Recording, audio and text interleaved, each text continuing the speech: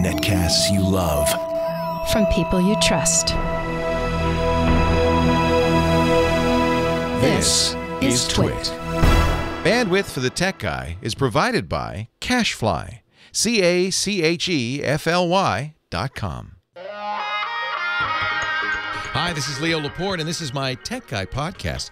This show originally aired on the Premier Radio Networks on Saturday, September 14th, 2013. This is episode 1013. Enjoy.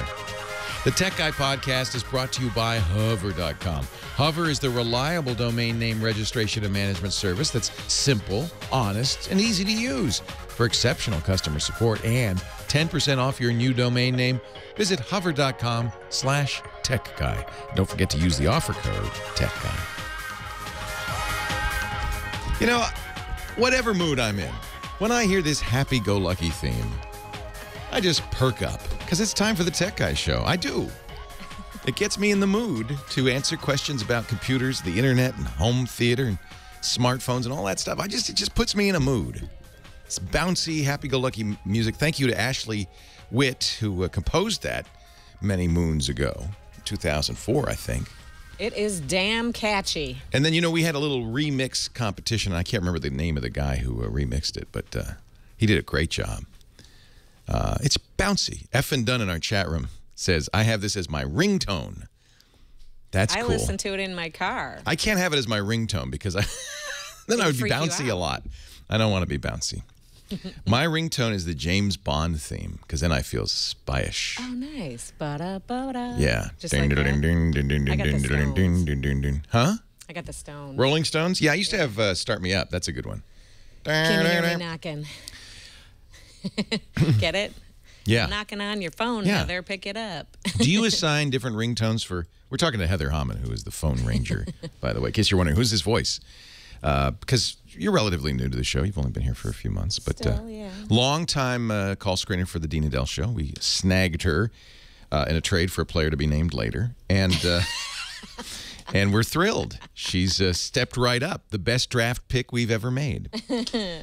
So do you have different ringtones for different people? She's Kaepernicking right now.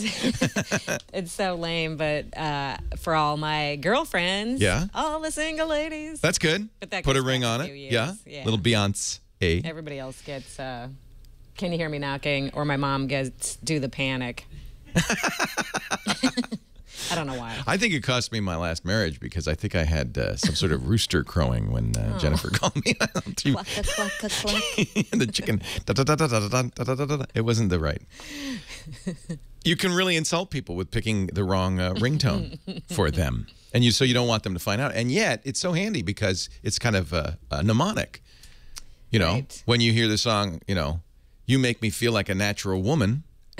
It's one person. When I'm not going to tell anybody what I have for my different ringtones, but Okay. Lisa's got Madonna's Material Girl. Oh, shoot. She would be mad at that. Not like a virgin? Getting me in trouble now. So I think it's kind of fun. It's Effin Dunn says his partner's ringtone is a dog barking. See, that seems to me trouble. Unless it's, well, never mind. Oh, Art Chandra has a good suggestion in our chat room. Who can it be now? Yeah. Who can it be now? I look for... Rusty Bones says his wife was offended because he has the Dick Van Dyke theme song for her. Da da da da da da da da da da da da da da da. Whoop, bump. Well, that's cute. He trips over the ottoman. And Mary Tyler Moore's there, all adorable in capri pants. Yes. I mean, come on. I think that's not an love? insult. That's love. That's true love. Do you think though that could be in a cause of action in a divorce, or insulting ringtone? For sure. Only in California, my friends. No, I think that's I think we've stumbled upon an interesting topic here. Yes, we have. I like ringtone. I have to say that I think the other people don't like your ringtone, not you personally, but just whoever's, right? People don't want these elaborate ringtones. It's annoying. Okay, I think I Is that see not what true? you're saying. Yeah, you like your ringtone, but nobody else does. Whoever you might They're be. jealous that you're getting a phone call and they're Oh, you not. think that's it? I don't know. Zero says that you really want to insult your spouse? The Imperial March from dum dum dum dum bum bum bum bum bum. It's Darth Vader's calling. And then there's I have a phone call for you. That's a good one. Yeah. All the tones that the phone comes with. No, those are all terrible. Yeah, they're horrible. And there's one that I used as my wake up, Heather tone. And then if someone's phone goes off then using that, you wake up. Bums me out. It's time to get up. There's nothing worse than waking up. No, I don't use a. You shouldn't. I think you made a little tactical error there with your ringtone, your alarm. The reason I'm thinking of that is because Apple's new iPhones are out, and the iconic Apple ringtone, the marimba, is still the ringtone. But don't you, when you hear somebody with the default ringtone, don't you kind of in your mind, maybe it's just me, think newbie? Oh, like, interesting. you haven't changed it, huh? Guess you don't know how to use your phone. Add a little something in iTunes and throw it on there. I think the first thing a ringtone should be is it should have it should work, because a lot of song, okay, here's another one, bites the dust, right? Dum dum dum. It's a bass tone. You won't hear that in your purse or pocket. It gets you because it doesn't have enough edge. It has to be a little annoying. What's good is the Who's Baba O'Reilly. That's really annoying. But okay, here's another example. Stephen Dolan in the chat room says the Nokia tone. People do. Oh God, that's dated. When you hear that, not only do you know somebody's like not with it, but they have a really old phone. True that. But what's worse, a musical ringtone or a ringtone that talks? You know what the worst one is, and they have these, is the ones that go, pick up the phone, pick up the phone, pick up the phone. Terrible. That's annoying. That is really annoying. Nokia recently remixed their ringtone for the more recent Nokia phones, and I frankly don't like it. As well. Here we go. This is the remix. This is on the Nokia Lumia 928. But it's on all of them. Here's the thank you. Boy, I tell you, you're right on it here, Alex Gumpel, who is a Windows Phone user. This is the remix that they did. Is that not the most that so annoying? Alex is his head hung. It's all auto-tuned. It sounds like ooh, bad. That feels like it's kind of dated, but yet I think that's an effective they're hitting some weird high notes I don't like. Well, those high notes are important because what the high notes do is they get your attention. What do you use, Alex, on here? Which one? Lattice or something on the top. The top here. Let's see. One of the Windows Phone ones. See, Verizon, and that's the other thing is the Verizon, T-Mobile, AT&T, and Sprint all have their own themes, right? So they put their tone. Like here's the Verizon. The thing from the commercial. It's going to be the thing from the commercial. Oh, I can't. I'm doing it. I screwed it up. Uh-oh. Do you want to hear what I made I'm sorry. I just made your ringtone be Verizon. You'll have to set it back now, Alex. I apologize. That's terrible. I've ruined your. Here's what it. Oh, that one I kind of like. It's not bad. It's because it's classic rock. It sounds. Yeah, I forget what song it's. You have Lattice. That's not bad. No, that's nice. So you'd hear that. It's not annoying. I don't think the people around you would go, "Oh, stop it." Is my James Bond theme, you think, annoying? Do you think that's an annoying... I don't think so. Play it real quick. I have to play you my alarm. You'll love it, I think. Okay, let's hear the alarm. Okay, ready? Where did I put it now? You can tell we've prepared. Oh, that's good. The Beatles. Oh, my God. I mean, don't you want what to a great way to bed wake and up. do something? And wouldn't you want to answer the phone when this happens? Actually, when this happens, you don't. Not only do you want to answer the phone, but you want to have a martini, shaken, not stirred.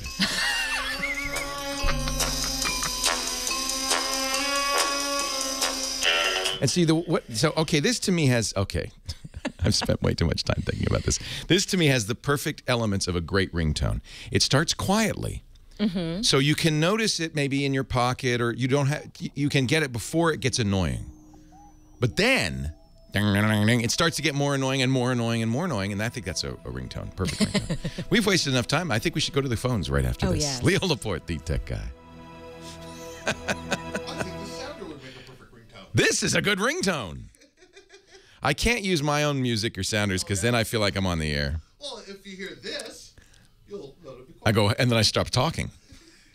When I used to have Bob Sarlott, remember Bob Sarlott, great comedian. Bob Sarlott used to be a regular on the radio show. And I used to play his, whenever he came on the radio show, I'd play the Letterman theme because he was a regular, in those days, he was a regular comic on Letterman. And he begged me to stop. He said, like, I start sweating every time I hear that. It scared him. So he said, please don't. So I've got the tech guy theme on my Zune in the car. So and when it's on shuffle, every once in a while it comes up, and Right. my brain. Yeah, it's like time to go. It's show's on. Yeah, I could never have the tech guy theme as my ringtone. It just would have that. So putting like my favorite music as a ringtone, though, I'm afraid to do that because then It'll ruin the song. Right. Yeah, it's Pavlovian. Yeah, you know, yeah. No, it'll ruin the song. But that's why James Bond, I don't mind that. Now, Leo, I don't consider myself a noob, but... Do you still have the note? Oh. I've never even considered it because... What's your ringtone? I don't know. I never turned He never it gets off. calls. Oh, your phone's... And I keep it turned off. So no wonder I can never reach you when I need to. Well, yeah. Turn your phone on. Well, so there we go. So I should have the tech guy theme be your ringtone. Okay, here's a stock Galaxy S2. Yeah, if you hear it, you'll jump, won't you? But it'll be on purpose. I'm reconditioning this for Lisa's son. It's going to be his first phone. I wonder what the Galaxy S2's default is. This is on Sprint, so it's probably a Sprint sound, right? Yeah, Over the Horizon.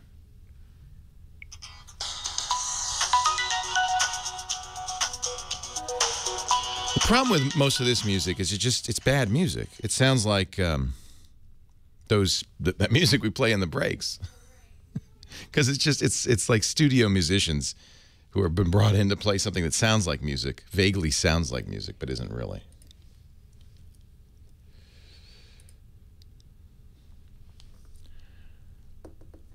Yeah, there you go. In Indaba Music, that's where we had the remix. Thank you. In fact, that should have the guy's name, right?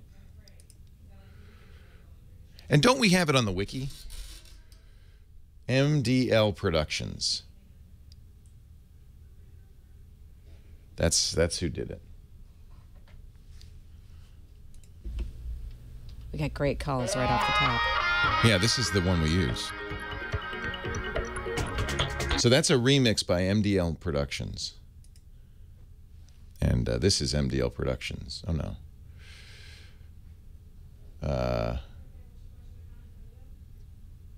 This guy is winner of the Indaba Music Leo Laporte Tech Guy theme song contest. Jackie Boys he produces Jackie Boys.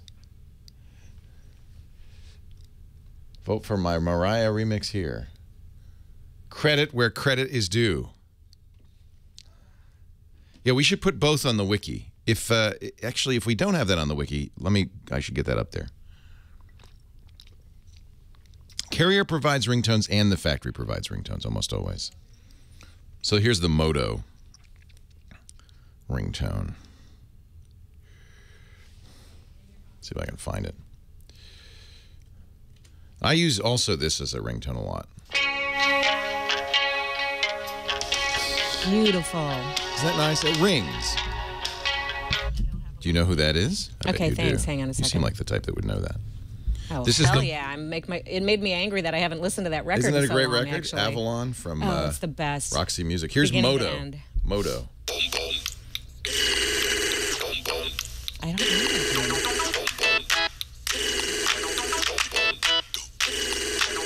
I don't know if that's default or not, but that's the Moto is that? ringtone. I don't That's think I've from the ever heard Moto X ringtone. Oh, it came with it. Yeah. This is a good ringtone. This would be an Ooh, excellent yeah. ringtone because of the. It builds. Yeah. And the bagpipes come in, right? Yeah. Perfect ringtone. Leo Laporte, the tech guy. Okay, I do have a request when it comes to ringtones. It's really a notification tone. If you have a Droid, See, isn't that good? That sounds like the ringtone. I think that's a good one with a backwards. There, if you have a droid, please don't have it say droid. Nope. The most annoying thing in the world, you're in a concert, worst you're in like a school recital, and you hear droid. Hate that. Here is on the Moto X, there is Motorola provides a ringtone, which is truly horrible. Truly the worst I've ever heard. It's one of those, pick up the phone. That is horrible. Yeah, you would change Like that. I think they did it on purpose so that you change it right away. And then AT&T really? has to step in. Yeah, AT&T has to step in with this. This is AT&T Firefly. This is when you get it from AT&T, the default. See? That's the AT&T jingle. See, I don't like to announce that I'm using an AT&T phone. Right, it's just another ad for them. It's not a bad ringtone, but I don't want to give them It's an like ad. wearing a Nike T-shirt. Like, why Yeah. would? Yeah, this is. I've always thought good, but it's kind of annoying. You'll know this immediately. So that would be a good ringtone, wouldn't it? Baba O'Reilly by The Who, huh? You're all wasted. John, who is the biggest music aficionado in the world, my studio engineer, John Slanina, he says, I never, not only do I not change the ringtone, I don't even know what it is because I never use, nobody calls you? Or no, you have it turned off all the time. But wasn't Apple inspired? Because that marimba is so iconic. And they knew that most people, I bet you 50% of people get a new phone, never change the ringtone. They just use whatever the phone came with. And it's pleasant, it's nice. It doesn't sound like an ad, but it's the same thing as white earbuds, another smart marketing move. Everybody else was making black earbuds. Apple's made them white. Of course, it means a lot of people got mugged in the New York City subway because they were wearing white headphones, but it definitely was a statement. And even later in their advertising, remember, they'd have the people dancing and they'd be silhouettes, but you'd see the white headphones. You knew they had an iPhone. I don't have my iPhone here with me, so I can't play the marimba for you. Oh, I got it. Do you? But it'll take me a while to find it again. You Where go. is that? Settings? You go in settings, general sounds. Oh, right. Sounds. Frankie in the chat room says, my ringtone is, why did I buy this stupid ringtone by Weird Al? This is, you hear this, you know what it is, but it's not bad. I like that. That's the default iPhone, marimba. So is this yours? Yeah, so John never changed it. So you're one of the 50%. Apple noted that 50% of people who use iPhones, and I guess Apple knows this magically. One might wonder how. Don't set a password on their iPhone. Do you set a password on your iPhone? I didn't for a long time, but then my Tech you. X got me into it. Good. Yeah, set it. Well, anyway, we'll talk about that. I should take some calls. You said they were excellent calls, so let's get to it. Let's get to it. Who should I talk to first? I can't believe it. Like, lucky number one, my favorite call so far. Is Brett in Valencia. Hi, Brett. Hi, Leo. Great to listen to your show. Thank you. Welcome. Yeah, I used to listen to Heather when she was on Dr. Dina Dell's show. There you go. Nurse Heather. Well, you called her the Phone Ranger a while ago, and I had an old joke for you. Okay. Where does the Lone Ranger take his trash? I don't know where. To the dump, to the dump, to the dump. Hey, that'd be a good ringtone. Da-dum-da-dum-da-dum-dum-bum. Get you going? Yep, that's true. Well, speaking of phones, the reason I called is I'm going to Paris in a couple weeks to film a pilot for a TV show. Wow. Yeah. Are you in front of or behind the camera? Oh, behind, definitely behind. Way behind. Hey, but that's a good gig. How long are you going to be there? 2 weeks. Fantastic. It's a pilot, huh? It's a pilot. There's maybe you know of her. There's a mystery writer named Cara Black. Yeah. Who lives up for you. And we're going to do a travel show based on her mysteries. Oh, what a good idea. So you get to go to a different city, like Paris, each time, and there's a mystery.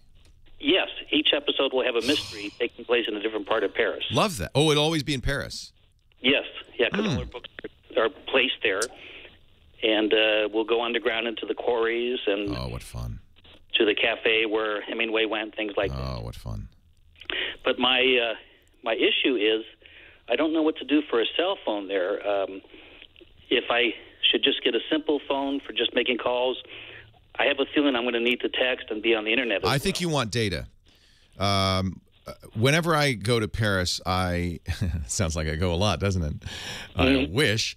I usually pay for data through AT&T, which is my carrier, and it's expensive, but there are such huge advantages to have a map. So you can get lost in Paris and then fire up Google Maps. It not only knows where you are, you can say, how do I take the metro back to my hotel? And it literally has the metro route. Or a walking route or a driving route. And so that's fabulous, especially considering that Paris cabbies sometimes have the tendency to ignore one, especially if it's raining or snowing. They just roll up their windows and have a cigarette, and they don't look at you. So you can't just take a cab home. You got to find your way home. It's also searching for restaurants. Zagat Guides, which is back now. Google bought them, but they're back as an app. It does have Paris, and it's very reliable. There's so many reasons why having data is useful. So there's two ways to go with this. The expensive way, which is what I did, it's certainly the convenient way. If you're only going to be in town for a little while, it's not such a bad idea. 2 weeks is probably the limit. That is to go to your carrier and say, I want an international data plan. Do not do this without doing that, because data roaming is very expensive. We've heard so many stories of people with $10,000 cell phone bills literally in a week or two because they forgot. Yeah, I don't want that to happen. So at the very minimum, go into your settings and turn off data roaming. Those are the two magic words. That means it won't do data outside of your normal place. It'll do it in the U.S., but it won't do it outside the U.S. And that's what you want. Unless you go to your carrier and say, I want a plan. Who are you on? I'm on Verizon. Oh, that's another issue. Because Verizon is Verizon and Sprint are using an older technology called CDMA, which is not compatible with the French cell phone service. So you either have to have a Verizon World phone. Many of you do, and the iPhone is a World phone. Which phone do you have on Verizon? I have a Samsung, and I don't remember which one it is. I'm not sure if that's a World phone. So if it's not, it means it doesn't have the frequency bands, the radio, to actually work. So if that's the case, you can either go to Verizon and say, I'm traveling, I want a World phone. A really good World phone, frankly, from Verizon is the iPhone 5, or the new one if you can get it if you're leaving after the 20th. Because, and actually, I don't know if they're going to do this with the new one. They did it with the 5. So maybe stick with the 5. When you get an iPhone 5 from Verizon, it is a CDMA phone, but it also uses the international technology GSM. And that means it has a SIM chip. And lo and behold, Verizon hasn't locked that. That means you can put another carrier's SIM chip in your Verizon iPhone 5, and now you're local. So that's the second way to do this, which is to have an unlocked phone. Locked means you can only use it on your own carrier. Have an unlocked phone, and then when you get to the foreign land you're visiting, buy a data card, a SIM and data card there. I'll tell you the pros and cons of that when we come back. Leo Laporte, the tech guy. Is the 5S going to be international? Will it be unlocked? Do we know?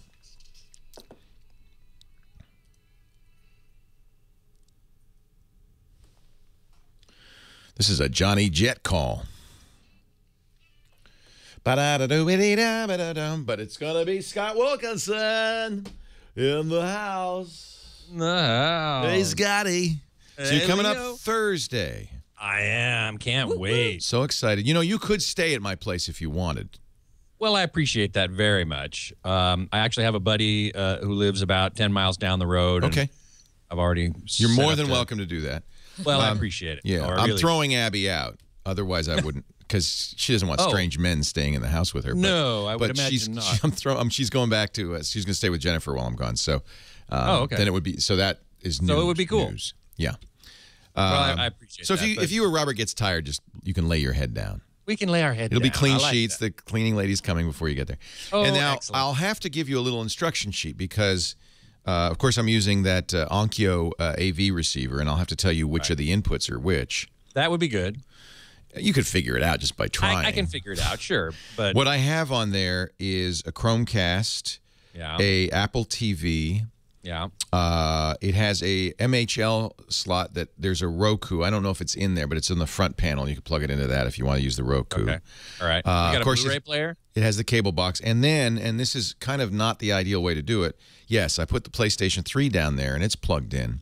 Okay, good. But it's not ARC is not working. Audio return channel is not working for some reason from that. So you have to use TV sound when you're using the Blu-ray for the nonce. I don't think that matters to your calibration. No, it doesn't. That's true. Yeah. So in other words, you got the PS3 plugged into the TV? No, it's plugged into this into receiver, but ARC is not working for some reason. So it's probably a receiver issue because it's on the ARC. The receiver itself is on the ARC port on the TV. Why would you need ARC is my question. Oh, I wouldn't. Actually, you're right. For the Blu-ray, I don't. Never mind. Yeah. What am I talking about? I'm talking about if you use the smart TV functions. In the TV In the itself. TV. Netflix, Amazon, all of that's in the TV. Right. The TV's very capable, but it's all coming through the TV speakers until I figure out why ARC because is not working. for that you would want ARC. ARC, and for some that's what I'm reason, talking ARC about. You're right. Working. Yeah. The Blu-ray I'm going to probably mostly be interested in Blu-ray. works fine. I was able to do 3D. Actually, wait a minute. I think I was not getting audio from the Blu-ray. Maybe that's what the issue was. I don't know. I'll figure that out. That can't be. Because you're right. It's an HDMI input. Yeah, exactly. Might be some setting in the PS3. And I also have the calibration discs down there. But I know you'll bring your own. But yeah, we'll bring some. I'll bring a pattern generator as well. I'm going to actually try 2 different meters, colorimeters. Good. Because we're concerned about whether or not the spectral density, the spectral curves of the OLED and how it produces color are going to fool one meter or another. It's possible. You can choose color space on it. Right, exactly. It's got the nature of the OLED material itself. I think you can choose sRGB. I can't remember what the color spaces are, but I think there's a couple of color spaces you can choose from. I believe. I may be wrong. Cool. And there is an MHL HDMI port on the front of the Onkyo. So if you have something with HDMI, you can use that. That comes in as aux. But I'll write that down. I'm leaving abruptly. I have so much to do. I know, man. I hope that I get everything done, and that I'll try to remember to write that all down. But even if I didn't, I think you could figure it all out. The other thing is, I don't have the surround speakers hooked up, so it's just 2-1 sound. Yeah, it's all right. I think that's fine. You played with that down there. I did. Now I forget though. Is the receiver on top of a cabinet or in? It's in the cabinet. The TV's on a cabinet and it's in the cabinet. It's all very obvious. You open the cabinet. Looking doors. behind the receiver not won't fun. be so easy. Yeah. Don't do that. Okay. If you can help it. If you have a moment, you might change my to movie mode on the TV I'm looking at. You TV people are so finicky. So finicky.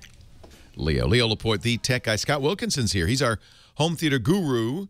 For those of you who were curious about this Paris phone thing, we'll get back to that after Scott. But I hate to get off schedule, and Scott's always here at the bottom of the hour in the first hour, and it's great to talk to you, Scotty. Scott's coming up on Thursday to fix my TV. Well, not fix it, but optimize it, shall we say. That's a good way to put it. Yeah. Yes, exactly. I'm going to calibrate the TV for optimum picture quality, and the good news is for me is it's my first time that I get to actually work with an OLED TV. You can spend. Super excited. I'll be out of the country, so you can spend weeks if you wish. You may never leave. I may never leave. Yeah. No. Yeah. But the other good news is that we're actually going to record the video of me and Robert Heron. We're going to collaborate together and do this calibration. And then that's going to become the episode of Home Theater Geeks the following Monday. So we're going to actually be we're going to do a remote in your home. I'm excited about that. Looking at your TV, calibrating it, making sure it performs at its best, and giving our evaluation of this new display technology, OLED or OLED. Yeah. I was watching, one of the things I immediately saw with it is you want the best quality input because it is such a good screen. If you have subpar, some ESPN is 720p, for instance, and you just notice it. You could see it. And certainly anything that's 480p or 480i. Oh, yeah, standard def. Terrible. Yeah. But even what ostensibly HD signals can look bad because this TV is so accurate. Yeah, some channels, are better than others. I was watching Breaking Bad last night on, believe it or not, the Chromecast, that little Google dongle. Streaming, yeah. Streaming, and it streams 1080p from Google Play and from Netflix, and it looked wonderful. Wow. I was very pleasantly surprised. I didn't expect that. That's great. Yeah. I'm gonna take a look at some of that too. Once we're done calibrating. You'll want to use a Blu-ray player, of course, for the best Of results. course. And I'm sure you'll yeah. bring down your Master and Commander DVD Blu-ray. Oh, well, Blu-ray, yeah, exactly. I'll bring. Scott along uses that because it has those dark. I want to scenes see in the that beginning. shadow detail. Oh, I you want- will love it. It's like Yeah. the TV's off. It's like nothing. It's like black is black. Well, yeah, that right there is a really important thing about OLED is this deep black, but also and equally important is how the low-level details. I mean, like this scene where the watchman is walking under the decks at night on the ship in the opening scene of Master and Commander. There are things that are, you know, that total black and then not quite black and a little bit lighter than that, but all in that very dark range. Yeah. And there can be something called crushing blacks, which means you lose a lot of that detail in just a flat black blob on the screen. So this is one of the things we really look at in TV reviews is whether or not you can see those subtle details in the dark regions. And this is why you use the same DVD over and over, because you know Correct. that there's something there. Right. If the blacks are crushed, it may just look like black, and you may not know that you're missing something. So it's important that you know what you're looking at. And this is why whenever you're evaluating a TV, whether or not you're thinking about buying one, I mean, in a store, this is difficult. But if you can, take content discs that you know already, and you can see how well the TV is producing based upon what you already know about that disc and that image. And by no, we don't mean the plot line. No. The stars. We mean, especially in a particular scene, how much what it looks like on the best displays. Yeah. Right. Well, I'll be very curious. Don't tell me if it's crappy, because I won't. Oh no. I won't be at all doubt that happy. it will be. We've already heard from a couple of reviewers who say I think Dr. Ron Soniera at DisplayMate called it the best TV ever. And Consumer Reports said the same thing. Consumer Reports said the best. Consumer Reports. That's what I'm thinking. Yeah, exactly. Best TV ever. Now, there aren't very many journalists who have actually had one to play with outside of Samsung. That's why I spent the big bucks for you guys. I didn't do it for me. Don't think I did it for me. This is for you, the people. I wanted you to know. Yes. What you're missing. Most of the reports that we've heard have been from journalists who were invited by Samsung to go to their facility and look at the TV there. And they spend hours there and stuff, but it's not the same as having it in your own place. You're in my basement. And I'm in your basement. And man, oh man, I am just honored and thrilled to have this opportunity, let me tell you. Nothing special down there. Anything you want to talk about? I don't want to take up the whole segment here on my issues. No. Well, I do want to note the passing of Ray Dolby. No kidding. 80-something years old. A pioneer. Yeah. I've met the man, of course. Dolby is headquartered in San Francisco. And he was a legend, very generous, very sweet guy. Yeah, but a very private guy. Yes. He didn't grandstand at all, did he? No, he really didn't. And he and his company just did some incredibly pioneering work, starting with noise reduction, as we all remember cassettes. Anybody remember cassettes? Yeah, if you had doubly, it would automatically, when you recorded the cassette, you'd flip the doubly switch, and it would automatically boost the highs. No, it would reduce the highs.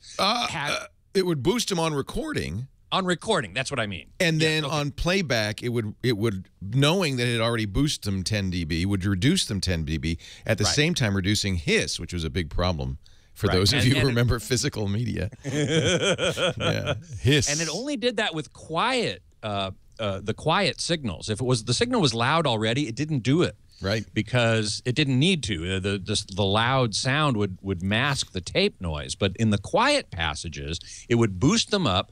And then when it played back, it would that was called pre-emphasis. Right. And then when they played it back, it would de-emphasize or reduce it back down.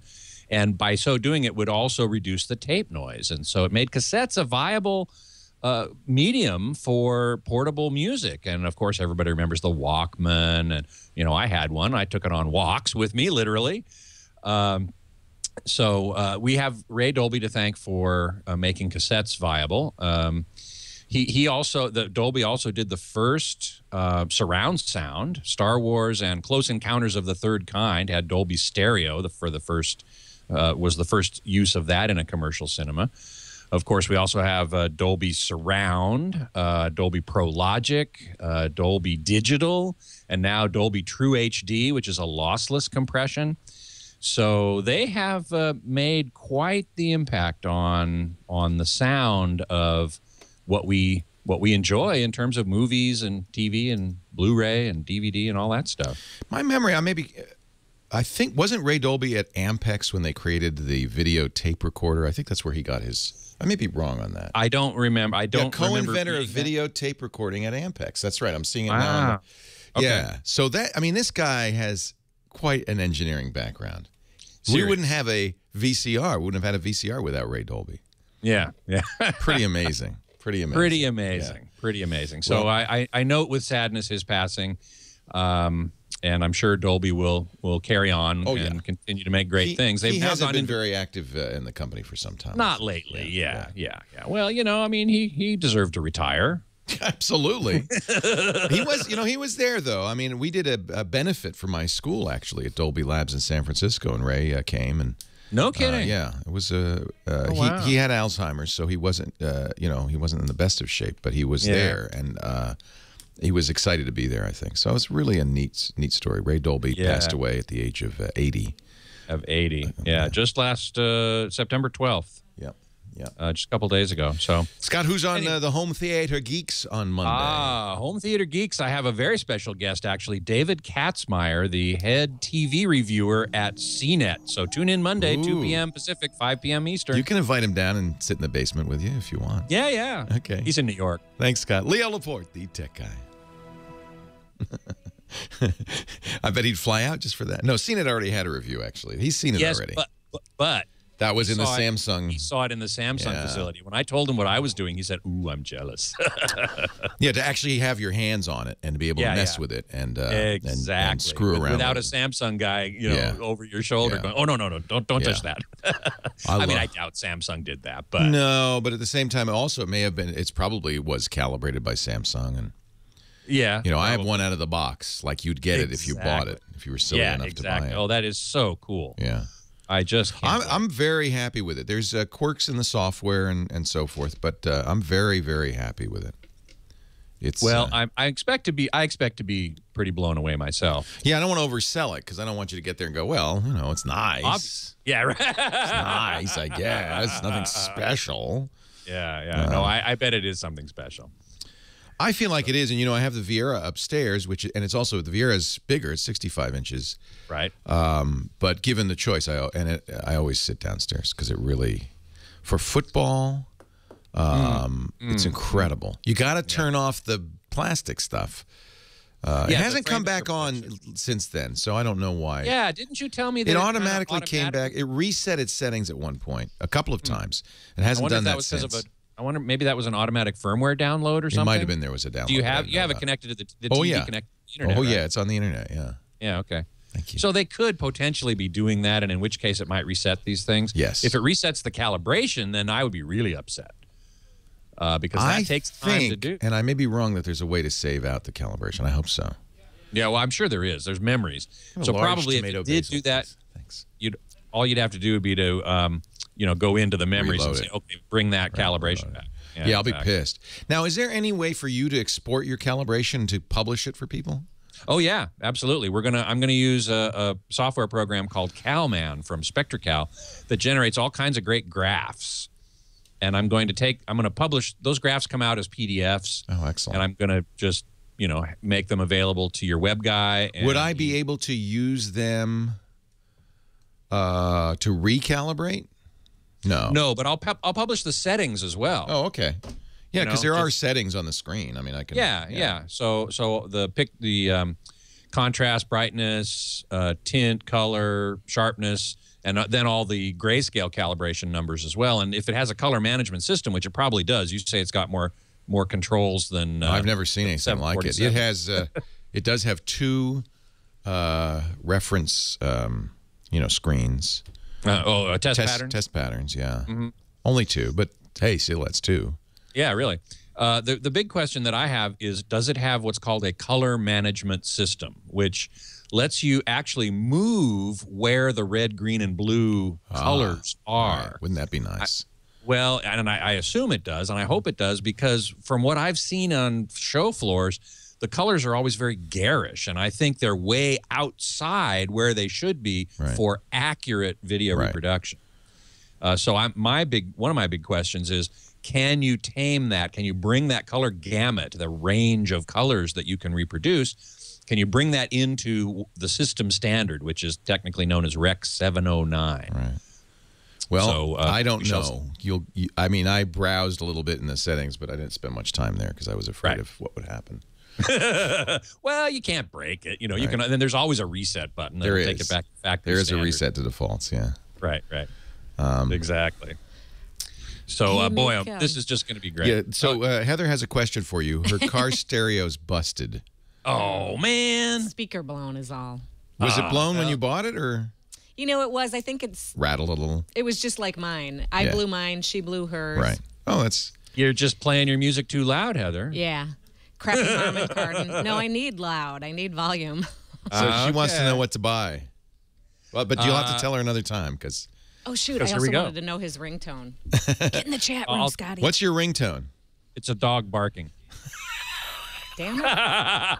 It is. That's what I use for everybody. Well, now we know. Scott Wilkinson's ringtone is a dog barking.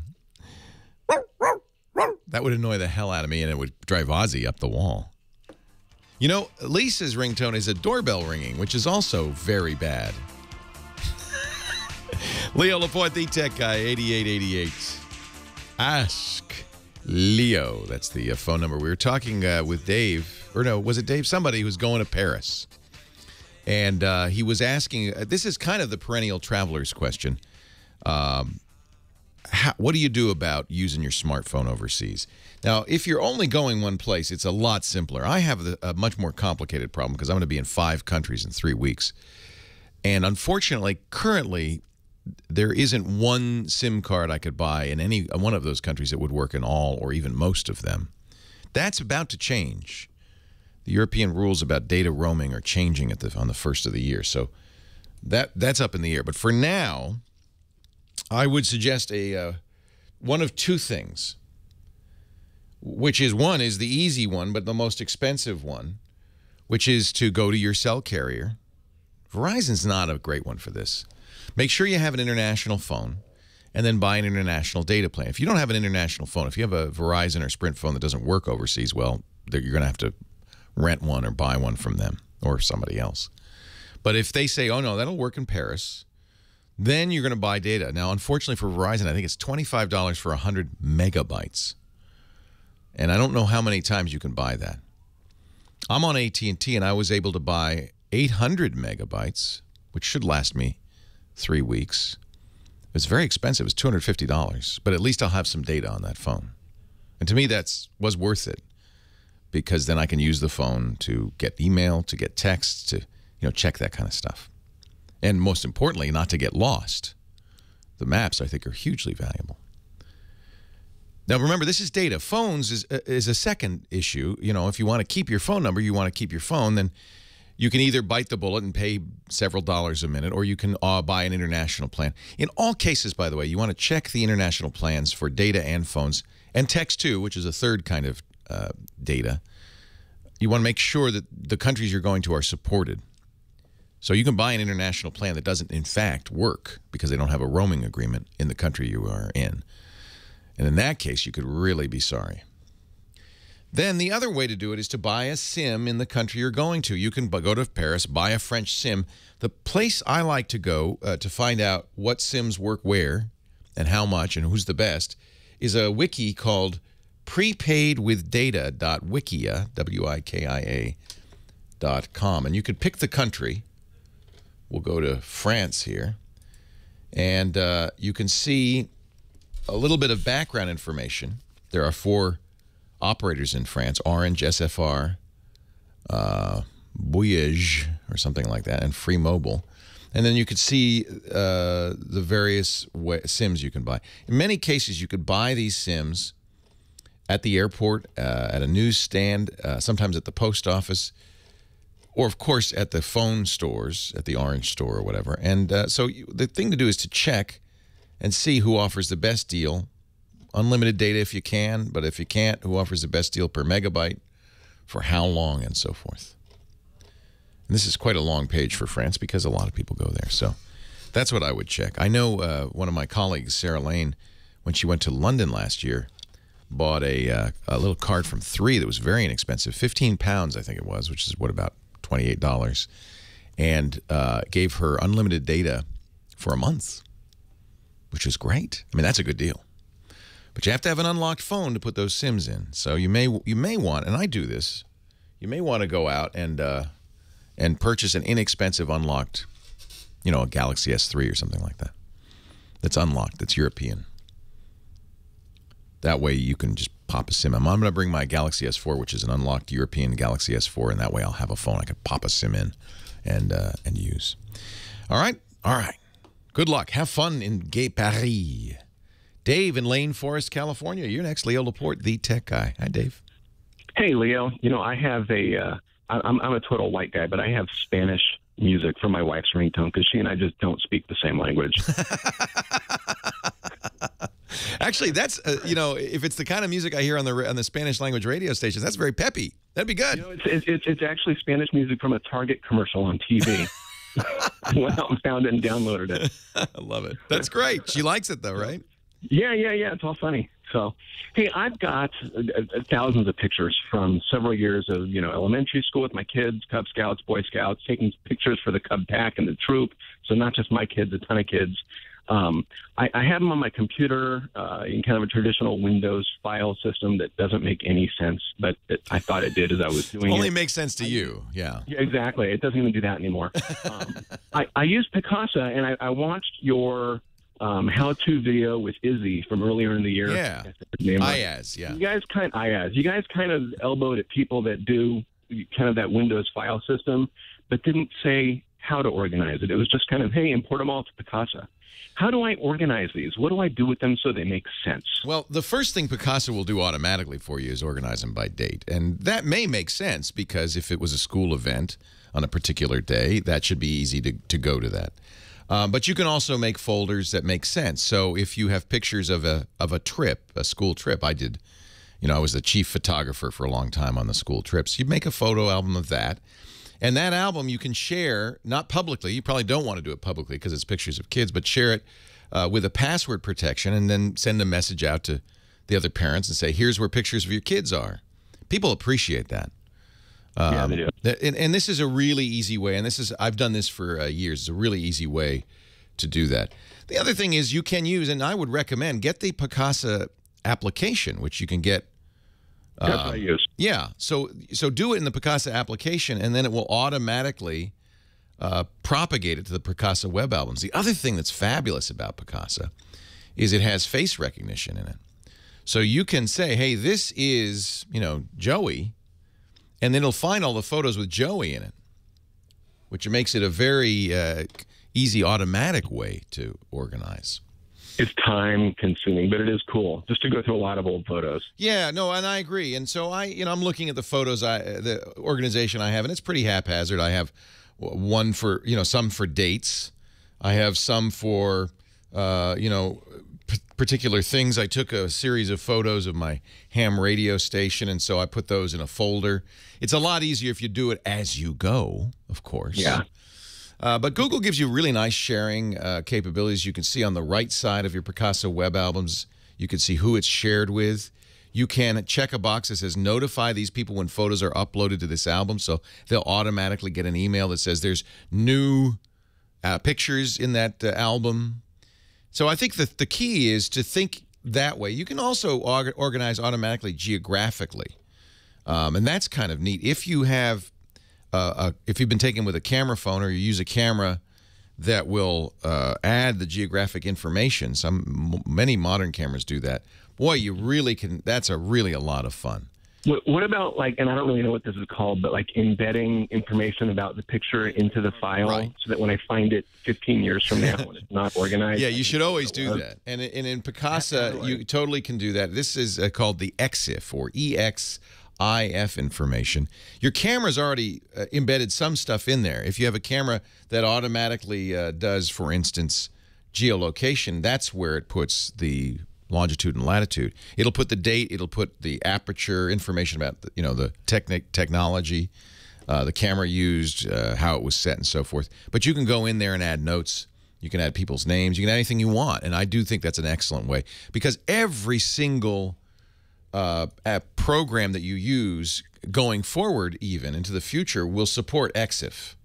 So you'll be able to, and you can do this now in Picasa Web, you'll be able to open an image and say, here, let me edit the data in the image, and that stuff will stay with the image, which is fabulous. Very cool. I think that's a really smart idea.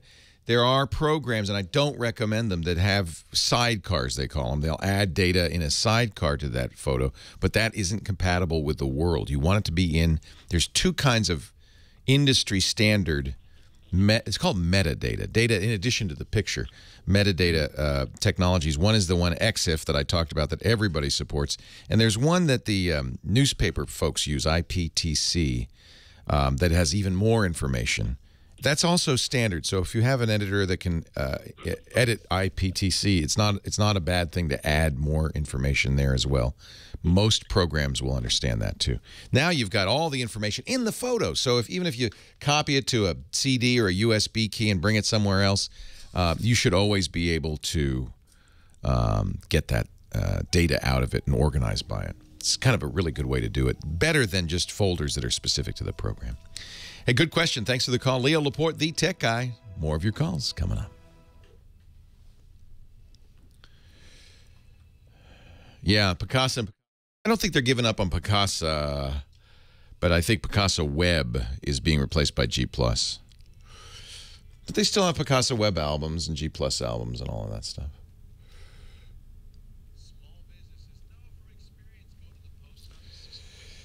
Our show today brought to you by my buddies at hover.com. Hover is a domain name registrar.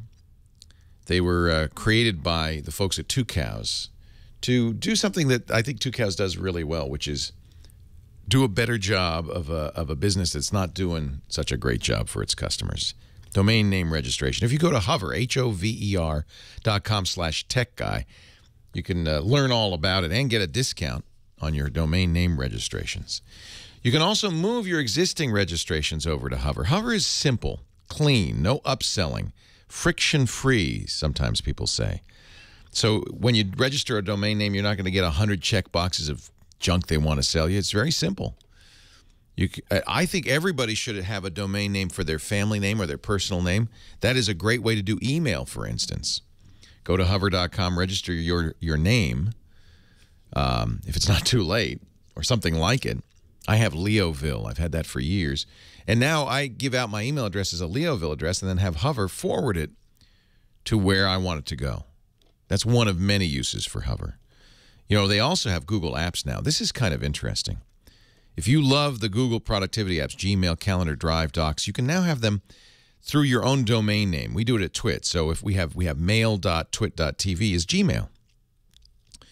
You can add the Google Apps to a new domain or one you already own. You get, of course, 25 gigs of storage. It's really a good way for a business, but even for a family to have, if you've got students, you've got kids, have your own Google Apps domain is great. It's very affordable. And it's a great way to share stuff, including images. But you get your support not from Google, which is really kind of hard to get support from, but from Hover, which does the best support in the world. No hold support during business hours with reps that are empowered to solve your problem. They do offer a 30-day free trial. So go to hover.com, register to your domain name, attach Google Apps to it. You're going to love it.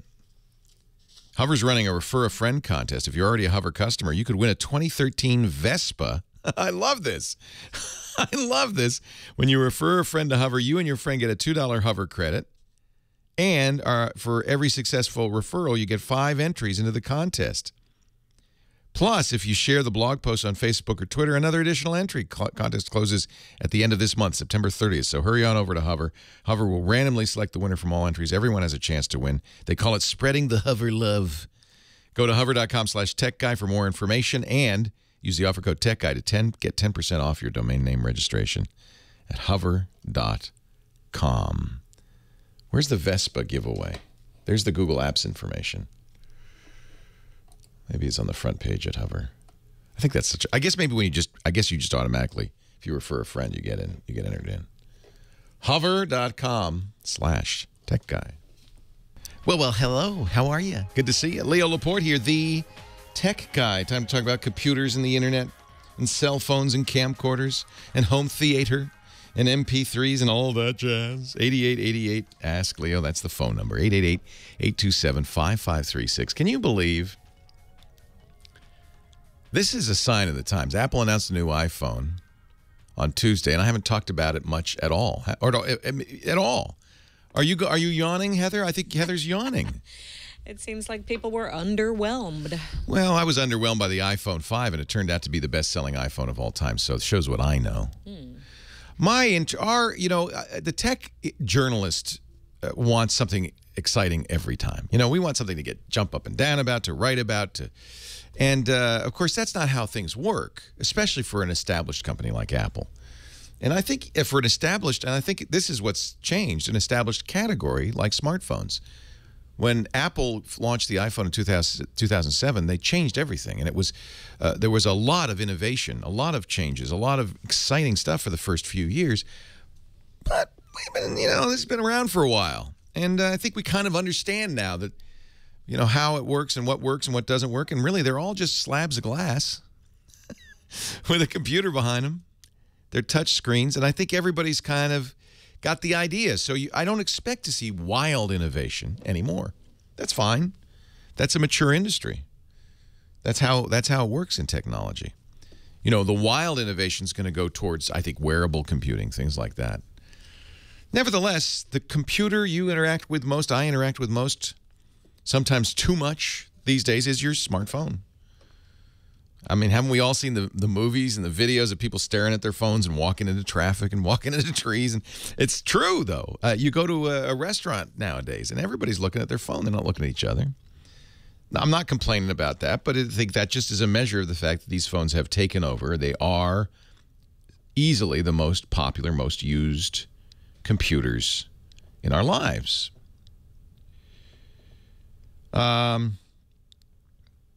So Apple's new iPhones, there are two of them. iPhone 5C, which is a very colorful reinvention of the existing iPhone 5. It's not much different. In fact, the only difference, besides the increased battery life, slightly increased battery life, is cosmetic. It's got a plastic, colorful, 5 colors, plastic back, and they're offering new croc-like cases for them as well, although you're not required, obviously, to use the Apple case. I think they're very nice. The thing that's a little disappointing to some, certainly the stock market, was that they're not much less expensive than the existing iPhone 5. They're $100 less, on contract and off. They're $100 less, and people were hoping there would be a lot less. But, hope all you want. Apple is a business, and it's in business to make money, and they've made the decision, probably correct, that the iPhone is considered a premium product and sells at a premium price, and they don't want to change that. So they're offering a slightly less expensive iPhone that will appeal to younger people, I think, because of the colors. I think that's what that's aimed for. Aimed at. The 5C is, I say C is for kids. C is for the I don't know, 15 to 25 group. And I think the iPhone 5S, which is the next generation iPhone, is definitely aimed at older folks. It comes in, well, I call it black. They call it space gray, white, and gold, or champagne kind of a light gold. It's very pretty, and also classy. Not the kind of thing kids want bright colors, right? I guess. I don't know. So that's why they made the 5C in bright colors, and they made the flagship 5S in more muted adult tones. The 5S is much faster. They put a much faster chip in it. They also put a 64-bit chip in it. I'll talk about that in a bit. But the biggest change people will notice with the iPhone 5S is the fingerprint reader. It has a built-in fingerprint reader where the home button is, and the idea is you can unlock the phone with that. And apparently, I haven't tried it, but apparently it's very accurate. So more so than, say, the face recognition technology, which just never has worked on Android. The fingerprint apparently quite accurate. Apple bought the company last year that makes this, Thentech. It also, and this is Apple putting its money literally where its thumb is, you can use your thumbprint or fingerprint to buy stuff on the App Store and on iTunes. That's big because Apple says, we trust this enough that we're going to let you use it as basically authentication for your credit card. Wow. That means they really believe in it, and I'm sure that's why they did it. They didn't let other companies do this yet, but I suspect if it's a success and they don't get a lot of fraud, that they will then extend it to other companies, making the iPhone a very interesting way to buy products. They have a new technology they call iBeacon that relies on Bluetooth LE, low-energy Bluetooth, that allows a merchant to put a little thing on the wall of the store. When you walk in the store, the merchant says, ah, you're here, and can flash an offer up. Or say, hey, Leo, knows my name, knows what I like. Would you like another? Are you here for your regular, your usual? Just like the friendly bartender. You want the usual? And I push my thumb to the phone. I say, yes, it's there, it's ready, it's waiting, and I pay for it all in one stroke of the thumb. Now, that's not here yet, but that's, I think, the long-term vision from Apple. That's kind of innovative. However, it will be owned by Apple. That's another thing Apple likes. You're not going to see anybody else doing this. Apple owns it. And this is why they prefer it probably to NFC, which is in every other phone, a technology that could be used the same way. You tap your phone against a cash register and pay for it. Apple doesn't own that one, so they're not doing it. They own fingerprints. They really do, now that they bought Authentic. So, you know, from a financial point of view, it makes sense. From an innovation point of view, I think it's definitely an innovation. Somebody raised an interesting issue about this, though, in terms of security. You may not want to rely on the thumbprint because, this is bizarre, you cannot plead the fifth with a fingerprint. So, you know, you have a right against self-incrimination, right? The police, courts are not allowed to ask you for incriminating information. When you're testifying in court, you can take the fifth, right?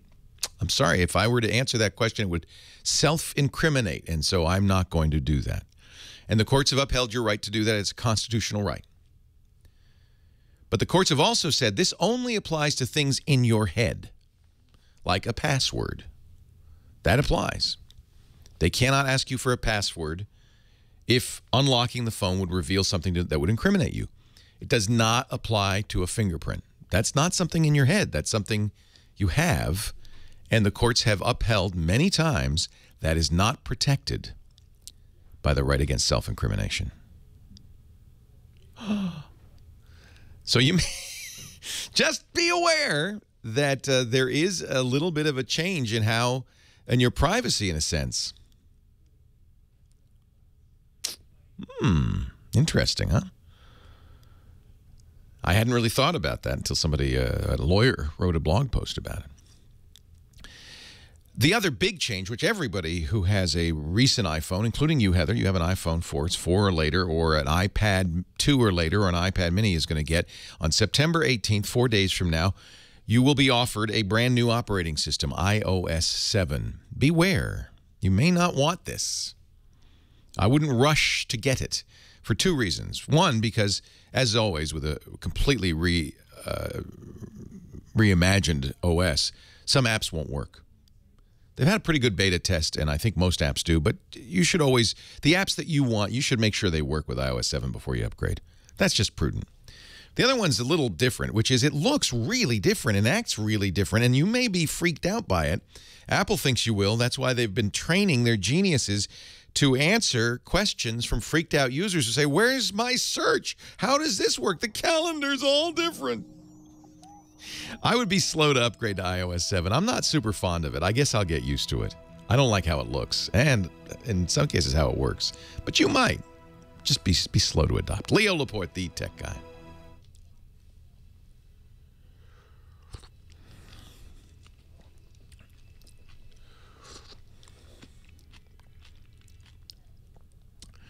No, you guys don't, Steve, you're not understanding how Google Apps works at all.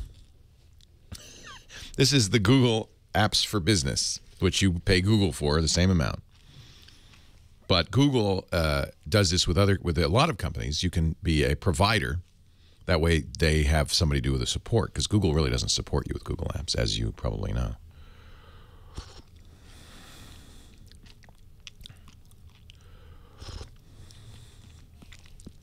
Apple is rolling it out to everyone, but you don't have to accept. It's not compelling you.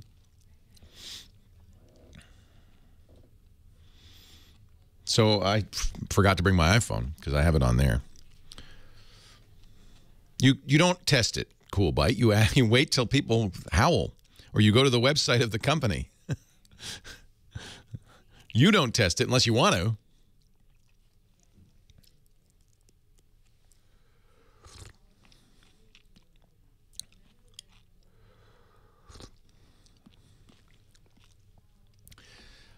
Darth Koala, that was what the guy who wrote, let me see if I can find this article, who wrote this article suggested that if Apple were to say fingerprint plus PIN, that would be protected by the fifth. The PIN would be protected by the fifth.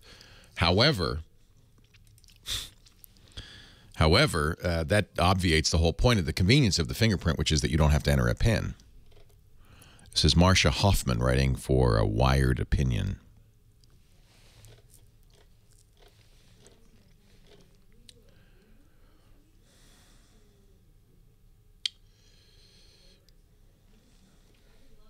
And she says at the end, give users the option to unlock their phones with a fingerprint plus something the user knows. The truth is, you do have always the option to use your PIN only. So if you don't turn on the fingerprint reading, you won't have this problem. So if you keep stuff on your phone that might incriminate you, I would suggest you not use the fingerprint.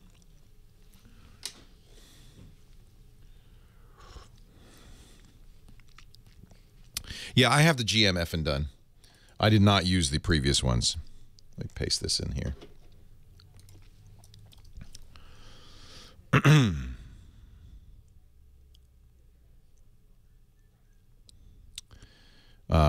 So I've been playing with the GM on my iPhone 5. You know what? And maybe it's just me. What really bugs me, the zoom in and out is extreme.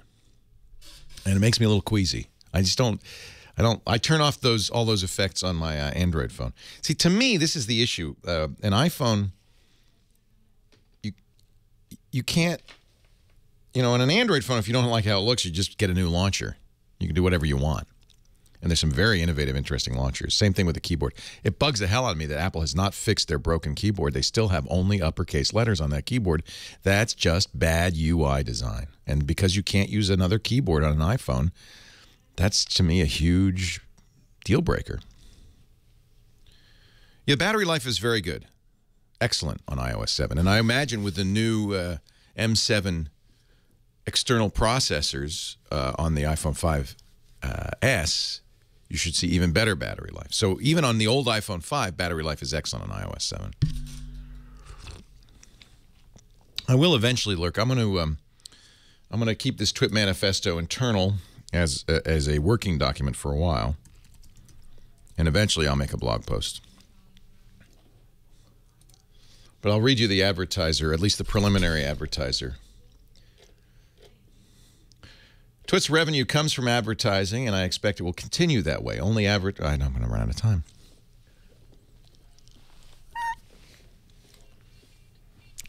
After the next break.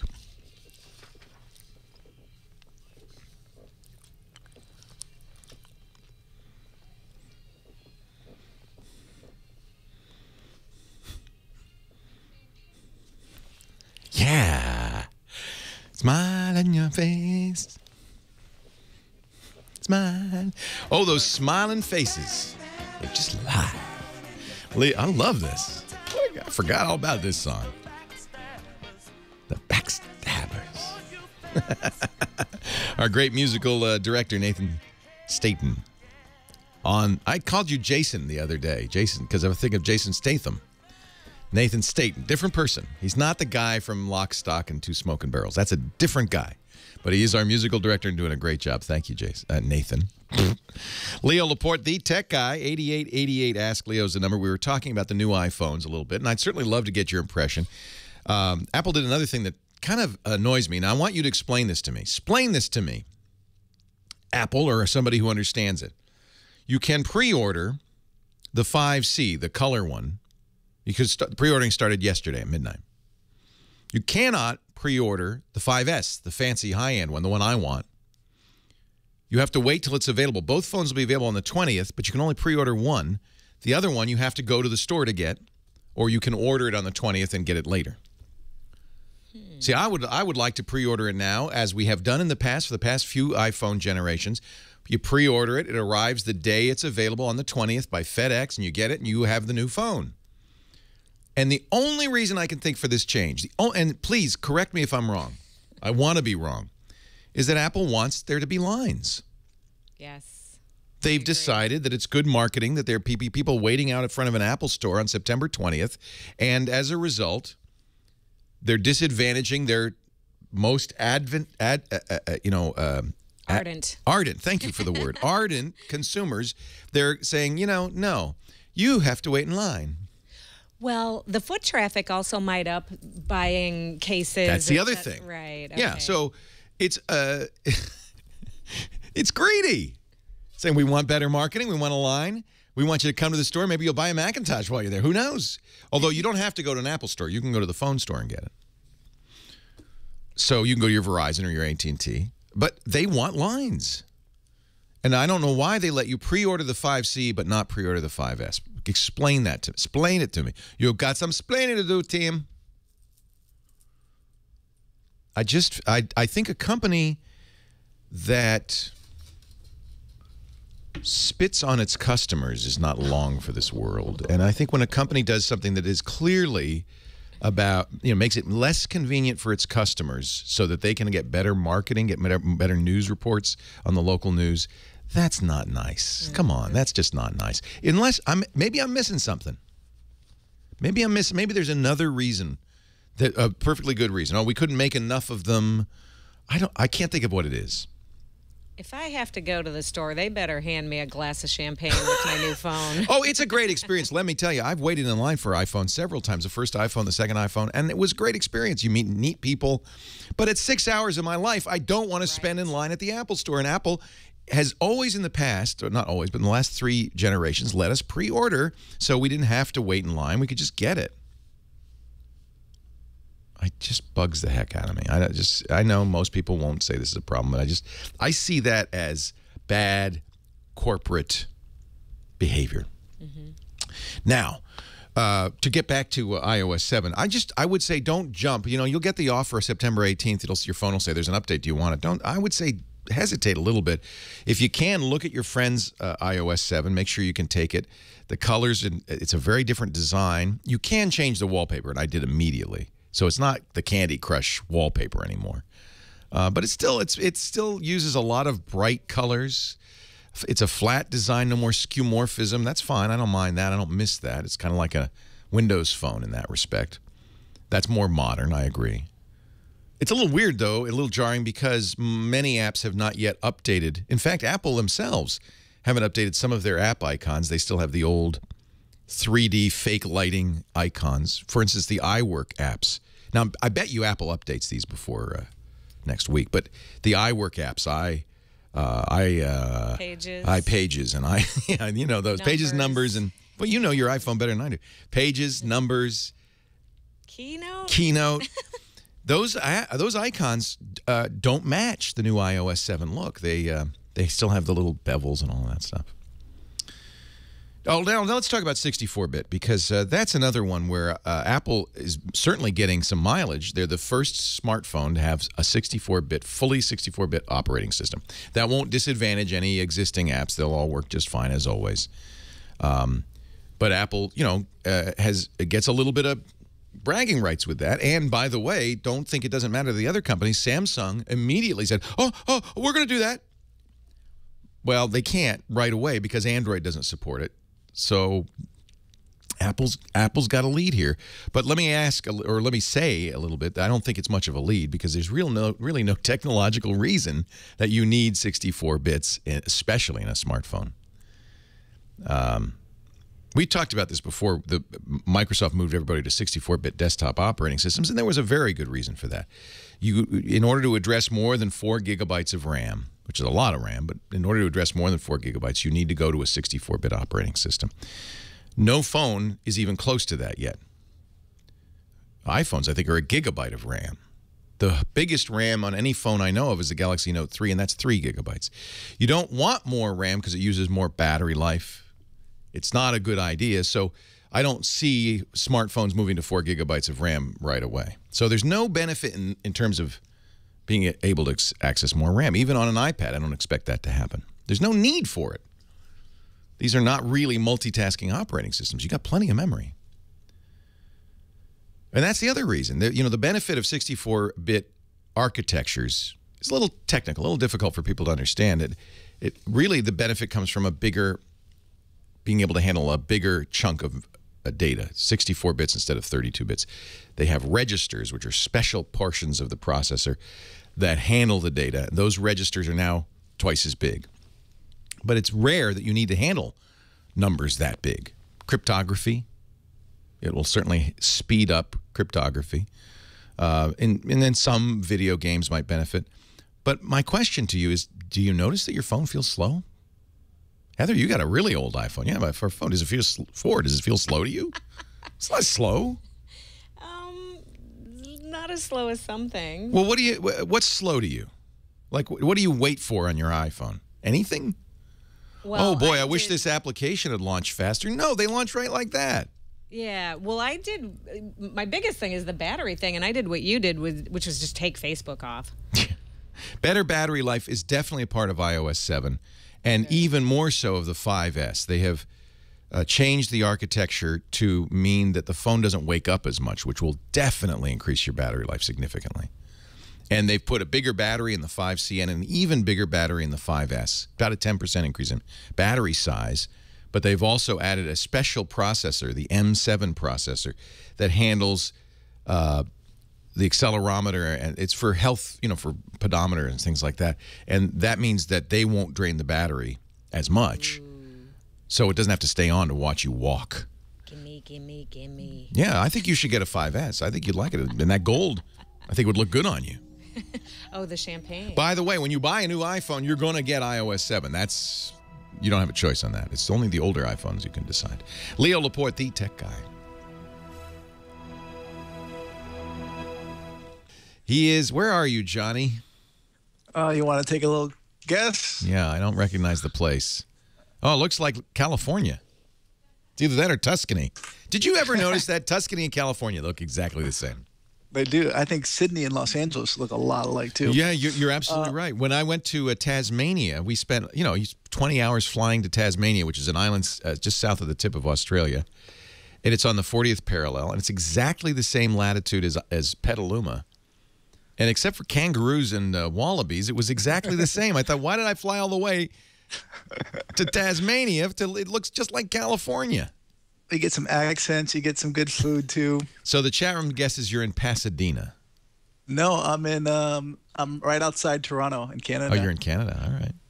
I just flew out here last night. Visiting the little woman. It's my year anniversary this weekend. Oh, congratulations. Wow, has it been a year already? Wow, that went fast. It's been 1 year, and I'm in my mother-in-law's apartment. All right. So Johnny is our travel guru. JohnnyJet.com. @JohnnyJet is his Twitter handle. He joins us every week to show us how to use technology to be a better traveler. So I got a couple websites for you, and also have some news I thought we'd talk about a little bit. All right. What's big in news? So for the websites, there's a new website called whatsbusy.com. So WHATSBUSY.com. Have you ever heard of it? And it's a desktop app? It's a new app. No, sorry, it's not an app. It's an app and a website. So you can go to the website as well. Oh, okay. And so it projects the wait times for airports, museums, DMVs, national parks, parking, restaurants, and bars around the country. Now that's huge, because if you're going to a museum, sometimes the lines can be really long. I know. I haven't used it for the museums, but obviously I'm more interested in the airports. And it says it has current real-time wait times at 100 U.S. airports. Oh, that is really great. And I don't know how they do it in real time. I know the TSA. If you also Google My TSA, the TSA has their own website as well now, and that they're using real time. And I guess they're using security cameras to let to update the information. Wow. So you tell it what time you're going to arrive at the airport. Yep, which airport, and then I'll show you airport? all the different terminals, especially for a big airport like San Francisco or LAX, and it tells you all the different wait times. This is really cool. So that's really nice. And the green is 0 to 10 minutes, yellow is 11 to 20 minutes, and red is 21 minutes or longer. This is really useful. You know, they tell the story about Bill Gates, the founder of Microsoft, who hated spending time waiting in the airport. So he would always time his departure to the second so that he would pull up at the airport, run in the door, run to the gate. They'd be just closing the door on the airplane. He'd run in and sit down. This is Bill Gates? Bill Gates. Now, of course, now he doesn't fly commercial anymore. But this was in the No, he doesn't. No, I'm sure he has his own jet now. But in the early days of Microsoft, he flew commercial. I think he even flew coach. And he's famous because he'd plop in the seat, he'd put a blanket over his head, and he'd sleep the entire flight. He was notorious for this. I've actually seen, I flew one time with Jennifer Lopez. She was sat, seat in front of me in first class. She got on the plane, same thing, put the blanket right over her head and slept the whole flight. I was like, man. If you're Jennifer, think about it. If you're a superstar and you're flying commercial, you don't want anybody to recognize you because that just means you're not going to get peace at all. So that's true. So you just, I do the same thing. And I love I wear a Johnny Jet mask so I get good treatment. Actually, my seatmate last night was thinking, going, how do you get this treatment? I got on the plane and I gave the flight attendant some chocolates, and they buy me food, then they give me a bottle of champagne at the end of the flight, and the woman just looked at me, and I'm like, all you got to do is be nice to these people. People don't understand. That's because nobody's nice to them, and they are so grateful. But I love the airports, by the way, that show the wait time for how long your bag's going to come out when you do check a bag. And I don't know any airports in America that do that, but usually in Asia, they also have a ring around the baggage carousel, so not to be right on top of it, to give it like a 3 feet. I hate that. People go right up there. Your bag's going by, and you can't get anywhere near it because they're going, no, my bag's going to be here. That's so impolite. Organized. Yeah, so impolite. But speaking of Asia, there's a couple of things in the news this week. One, did you see the Thai Airways? They had one of their A330 jets skidded off the runway in Bangkok. Don't tell me about this. I'm about to fly. No, I mean, listen, there are so many flights a day. There's nothing to worry about. But what was crazy is that the first thing they did is they evacuated the passengers, and the second thing they did was supposedly cover the logos. They painted up all the logos and all the mentions of Thai Airways, even though they're at their home airport and there's all these other planes taking off with the same colors. Pay no attention to that plane that skidded off the railway. Well, I think that's called damage control. It's damage control. Can you believe they said witnesses said they were doing it right away? It has. There's something called the Barbra Streisand effect. Are you familiar with that? No. Yeah, Barbra Streisand, I can't even remember what it was she was suing about, but she didn't like some tabloid story about her, so she sued. And of course, people would have, the story would have gone by in a day and nobody would have remembered it. But because she made such a big deal about it, I remember they were showing an aerial picture of her house, and because she made such a big deal about it, well, everybody saw the aerial picture of her house. We all know where she lives. It's better just to let these things go, not go crazy over trying to. I agree. Yeah. So speaking of crazy, or if you do it, by the way, paint it white. Don't use a black magic marker to obscure. No kidding. No kidding.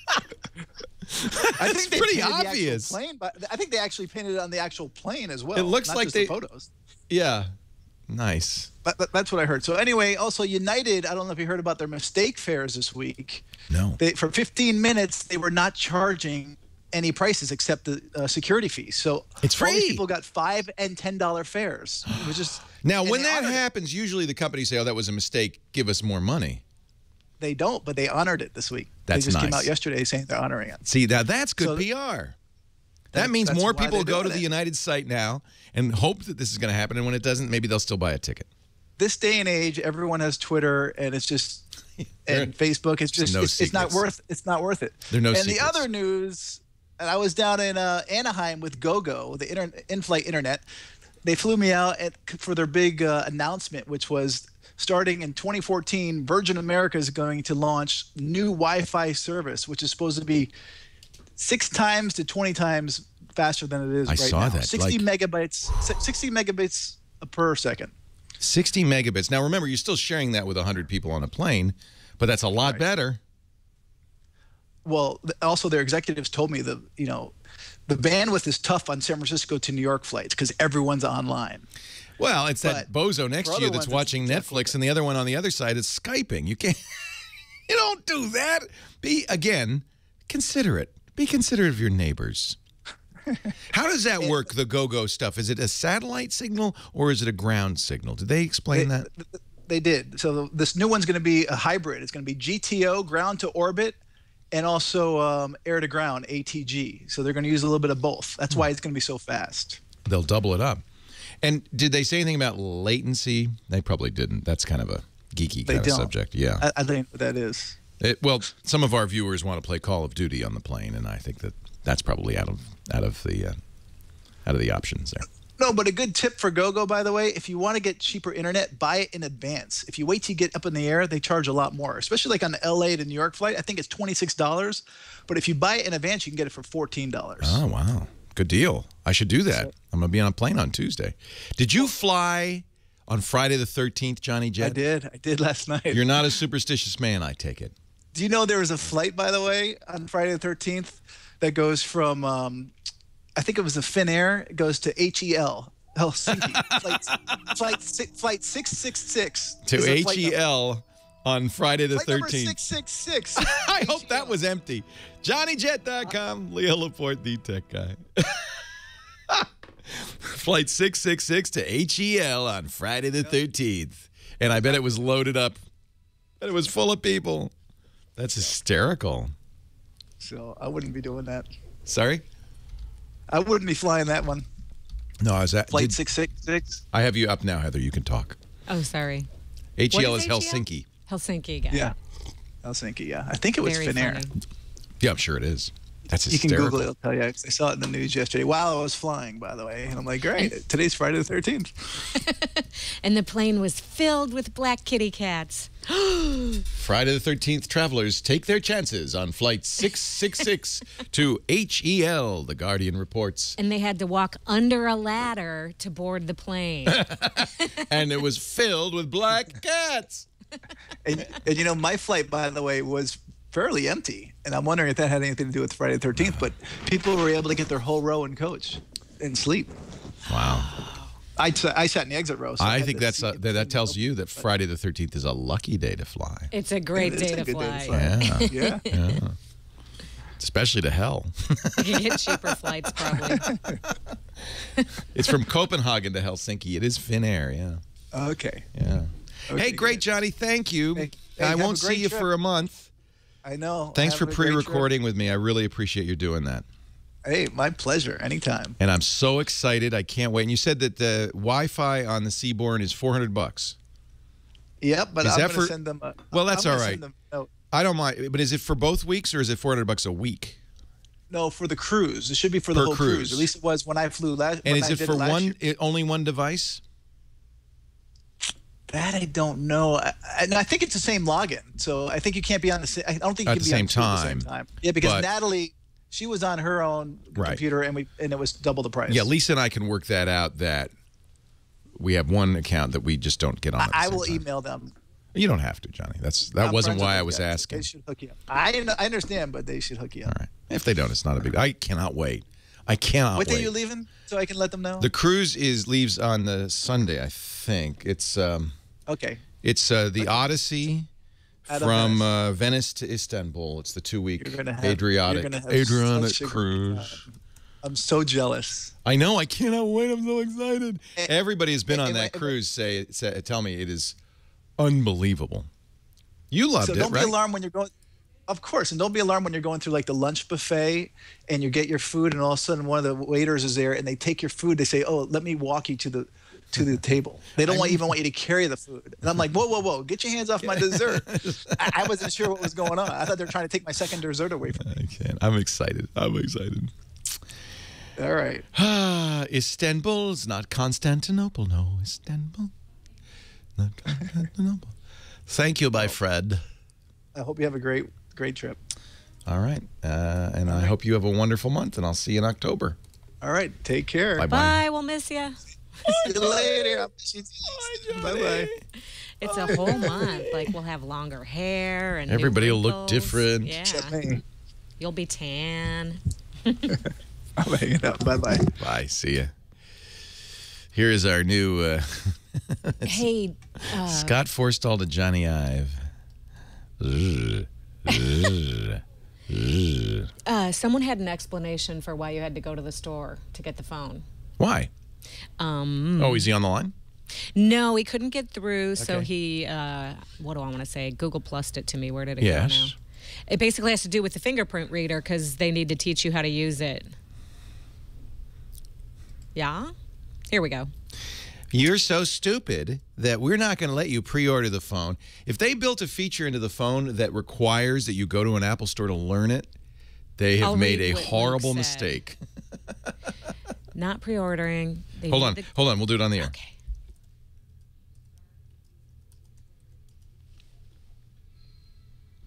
Love this song.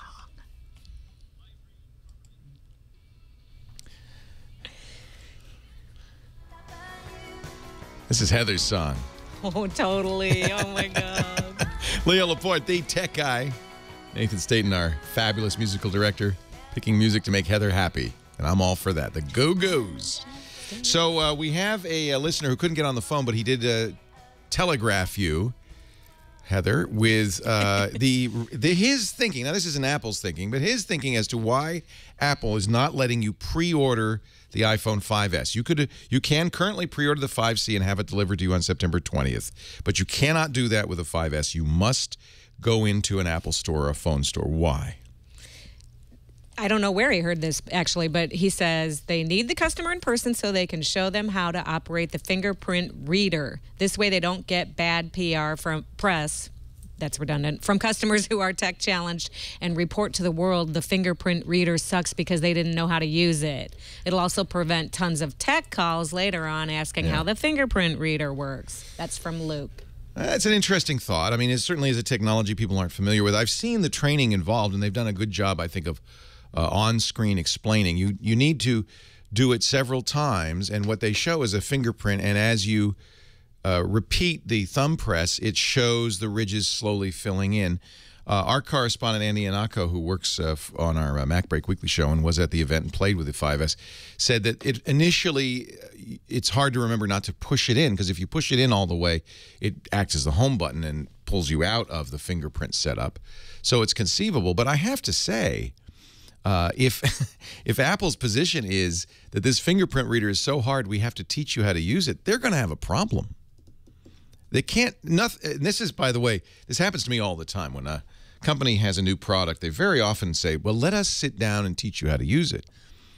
Because they want some FaceTime. They want to woo me and convince me of what a great product it is. And what I always respond to them is, no, I prefer to experience it the same way a normal consumer would, without any hand-holding. I want to know if it's possible for somebody with normal intelligence to figure it out. And I think it's pretty clear that if Apple really thinks that the fingerprint reader, you have to be trained to use a fingerprint reader, that's going to be a flop. Because, yes, initially on the first day people will come into the store, but you can then order it after that. They're not making everybody who buys the phone come into the store, only if you want the phone on day one. You know what's interesting? I think you could make a strong case that the 5C, the color one, was going to outsell the 5S.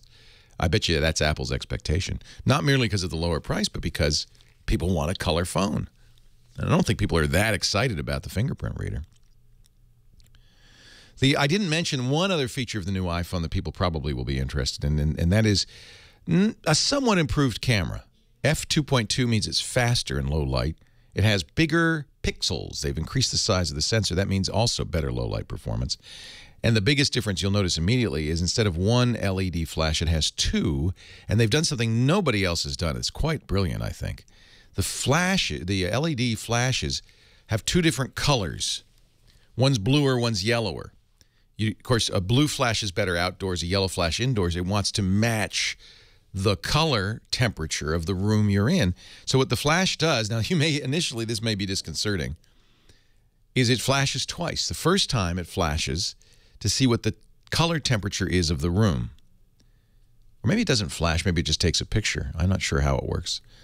But what I read was it flashes once to get the color temperature of the room and then adjusts itself to match one of 1,000 different possibilities using different levels of those two flashes. That means, and this is true, that would really improve how a flash works. You know, there are a number of problems with on-camera flash. One of them is that it always, you know, washes everything out. It's so bright. Partly that's because it's not matching the color of the room. We'll see. The pictures I've seen, but they all come from Apple, look pretty good. So, you know, there you have it. That's an interesting rationale. It may actually be the rationale that Apple's thinking, the reason Apple's thinking of forcing you to come in. But it only will hold for the first day because I can pre-order on the 20th and get it on the 22nd or 23rd. I don't have to go to the store to get it, right?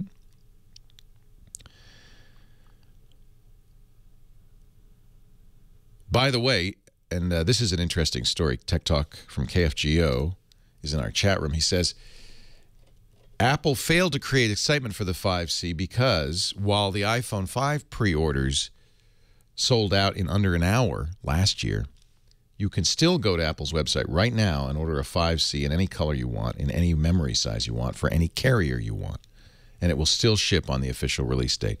In other words, they're not selling out in any model. Now, that could also mean Apple's made more. Apple doesn't reveal that at all. But it's good news. If you want to get a 5C, you can go to the website right now and buy one and have it on the 20th and not have to get in line and get trained on how to use a fingerprint reader. Coming up, we're going to talk to Milena in St. George, Utah. She wants to know if she should buy an extended warranty on her new phone. That's a great question. Back to the phones we go. Milena, St. George, Utah. Hi, Milena. Leo Laporte, the tech guy. Hi, Leo. So great to be on the show. Thanks for calling. What can I do for you? Well, I was calling because I'm ready to upgrade my phone. I've been waiting, you know, for a couple months for the new iPhone. And my question is, well, let me tell you first. The iPhone that I have now is the 4S, and it had an unfortunate accident one time. They always do. Yeah.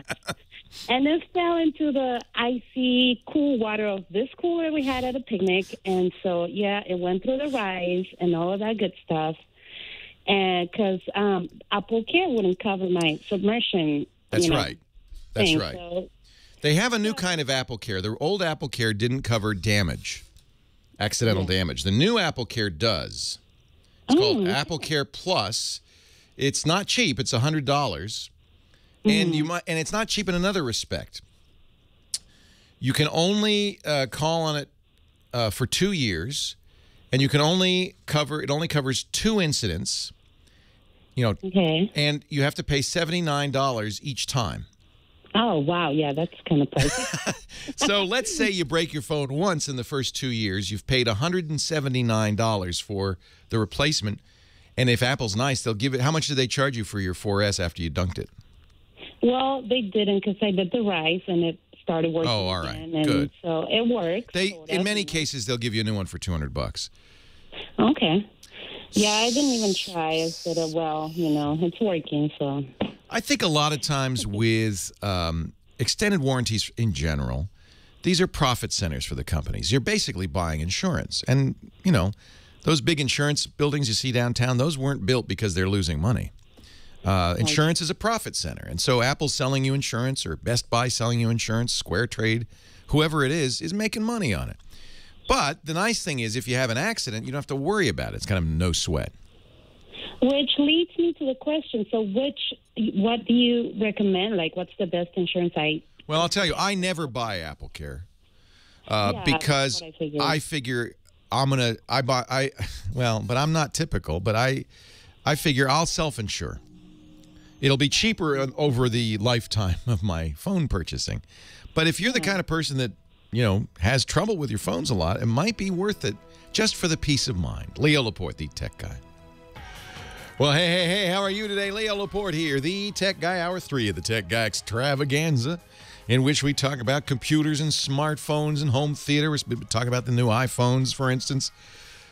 Talk about big screen TVs, surround sound, GPS, all that jazz. Anything with a chip in it. 8888. Ask Leo's the number. 888-827-9936. Toll free from anywhere in the U.S. 55. Why say 99? I don't know. 5536. Just remember 8888. Ask Leo. Think of think of Liberace at one keyboard, playing the piano. That's 88 keys. And then Lawrence Welk at the other keyboard. Actually, he plays the accordion. I don't know how many keys are in the accordion. Don't think of Lawrence Welk. Thinking Leather Liberace playing at the keyboard. That's another 88 keys. 88, 88. But then all of a sudden they have a problem with their computer and they ask Leo. 88, 88, ask Leo. Have I painted a picture in your mind? You'll never forget that number again. Ever again. That picture is on acid. There's something really wrong with that one. Sue and the writer in our chat room says, it sounds like it's an episode of Alice's Restaurant. I'm starting to... And then you took the garbage and they poured the garbage down. So that chat room, you can get to there, too, if you go to our website. This is another thing to remember. Actually, if you remember this only, everything's there, including the 8888 Ask Leo. The website is techguylabs.com. techguylabs.com. And there we have a link to not only the phone number, but also to our chat room, which is always a wonderful place. Hundreds of people in there having fun, talking. We also have links there to the shows, audio and video from prior shows. Our show notes, so if I mention a website or talk about an article, it'll all be there. It'll be linked there in the show notes, thanks to James DeRuvo. Thank you, James, writing everything down as I talk. Then we clean that up. We polish that up. And add it to, when we add the audio and video, we actually do it question by question. So you can jump to a specific question and then hear the audio and video or watch the video answer. And then really important, and I mention this a lot, and I'm absolutely sincere, I would love it if you have a better idea or a suggestion or a comment to add that after the questions. Just type in the comment box. That way, over time, I think this can become a really valuable resource of questions and answers. And you have my pledge: always free, always available, always open. We make plenty of money from our fabulous advertisers and from your support of our fabulous advertisers. So I don't need to charge you for the podcasts or the downloads or the access to the website or any of that. TechGuyLabs.com. Douglas, Asheville, North Carolina, you're next. Welcome. Leo Laporte, the Tech Guy. Hi. Yeah, thank you for taking my call, Leo. My pleasure. I will never forget that phone number. And unfortunately, I've got my own images from that. You got Lawrence Welk and yeah, Liberace playing on the keyboard. Yeah, I think that's good. Now I'll remember it anyway. Right. You all were talking about ringtones a while ago, and I meant to mention before. You gave me some great ideas while I was on hold. One of them would be maybe get some. I can't think of his name now, but some of the artists from the. I don't know what you call them, the theatrical artists from the 80s. Some of the. It hit me. It went right out of your head, didn't it? Right out of my Never head. happens to me. Right. Except all the time. The reason I'm calling is I have an LG P509. Okay. It's an old LG Optimist. I'm having to fall back on it for the time being because my phone I normally use is giving me some issues. So at least I've got backup. I'm thankful for that. The problem I'm running into is anytime I put on there some apps I want to use, there's so many of the apps that it came with that there's no room for stuff I want to. Yeah, that's a real problem nowadays. That phone isn't super old. It's only a couple of years old. It's not super old. But it isn't exactly a high-end phone, and it doesn't, and this is the big problem for you, use the latest Android. It's using Froyo 2.2, and the problem with that is more recent versions of Android will sometimes let you move apps to the SD card. You can put an SD card in there, but it only has 2 gigs of. Yeah, but apps can't live there unless the operating system supports it. Right, I have some in there. Okay. But a lot of apps that I normally use are streaming audio apps, and they like to stay on the phone natively. They won't. Yeah. Anything with a widget, So yeah, moving apps to the SD card is always a little dicey, and you only have 2 gigs of memory on this phone. That really is not a lot. This is the older Optimist T. It's about a 3-year-old phone, so I don't even have that much. Oy. Yeah, I think it's time. If you can afford it, I think it'd be time to get a new phone. That's what I'm in the process of doing. Until I do, though, I was wondering, and I'm not sure how well I could use the terminal on a phone with a screen this small, but what's the best way to root this phone to get off the stuff I don't want, like Facebook? That's a good idea. Yeah, if at least you can do that. In fact, that'll give you, after you root it, you can then put a new ROM on there and get you up to a more modern system version of Android, which would really help. So that's not 2 gigs of memory, by the way, 2 gigs of storage, 2 gigs of RAM. That's 2 gigs of storage. It's not a lot of space. RAM, it probably is 512 megs at best. So here's the deal. Yeah, here's the deal. Go to xda-developers.com. This is a forum, really great site for people who are into Android phones. And if you type in your device on there, the Optimus, what was it, the LG T? The Optimus T, it's also known as the P509. P509, all right. If you type that in and you search for that device, that's where you'll get the forum posts on how you can root it. And follow those instructions carefully. It's not dangerous to root a phone if you follow the instructions to a T. Where people get in trouble is where they take shortcuts or they don't read carefully and they leave out a step or they do the wrong thing. And then you can actually turn that phone into a brick. Oh, and one last thing before I go. It just hit me who I was trying to think of. Brian Eno. Find some good Brian Eno on your phone. That will make for a really interesting read. I love Brian Eno. I've interviewed him. He's an amazing fella, and I agree 100%. Now, you're not thinking the ambient stuff like music for airports. That'd be too boring and slow. You're talking about Babies on Fire, something like that. Right. Early Eno. Yeah. Well, you know, it's funny because I was showing Heather my longtime ringtone is by a band he was in, Roxy Music. He wasn't in Roxy when they did the album that I use, Avalon, but some good stuff. I agree. Eno was one of the first to use to really use synthesizers. In fact, he's still kind of known as the king of the Roland. He could program a Roland synthesizer better than any human alive. Let me tell you what rooting is, but we use that term a lot, and I probably should explain it to you. It means really not modifying the phone particularly, but just giving yourself full administrative access to the files on the phone. Android phones do not come with root permissions, with administrator permissions, nor do iPhones. In fact, no phone comes with administrator permissions because it's dangerous. You can do things to the phone that make it unusable after you root it. But if you are smart enough to root it, it's accepted that, well, you must know what you're doing, so go have at it. Rooting isn't that hard. It just gives you permission to do more on that phone, including things like deleting programs you don't want, the bloatware that they put on these phones. And Google's position on rooting is, please do. Android is designed to be rooted. But that's not the case for all carriers or all manufacturers. So some are not so lenient. We just got word actually yesterday that Motorola has decided to allow you to root. Actually, it's a program called Moto Root that allows you to root the Moto X, the Droid Max, Ultra, and Mini, the newest ones. Motorola has already said that we're going to give you a boot unlocker that will allow you to do this officially.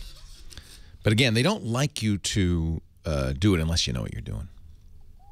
You know, it's on you at this point. I always root my phones. I like it. I love the power. 8888 Ask Leo. More of your calls coming up. Leo Laporte, the tech guy. 8888 Ask Leo. On to the show we go. And Sumana in Encinitas, California. Is that how you say it, Sunana? It's Sunana. Hi, Sunana. Hi. How are you? I'm great. How are you?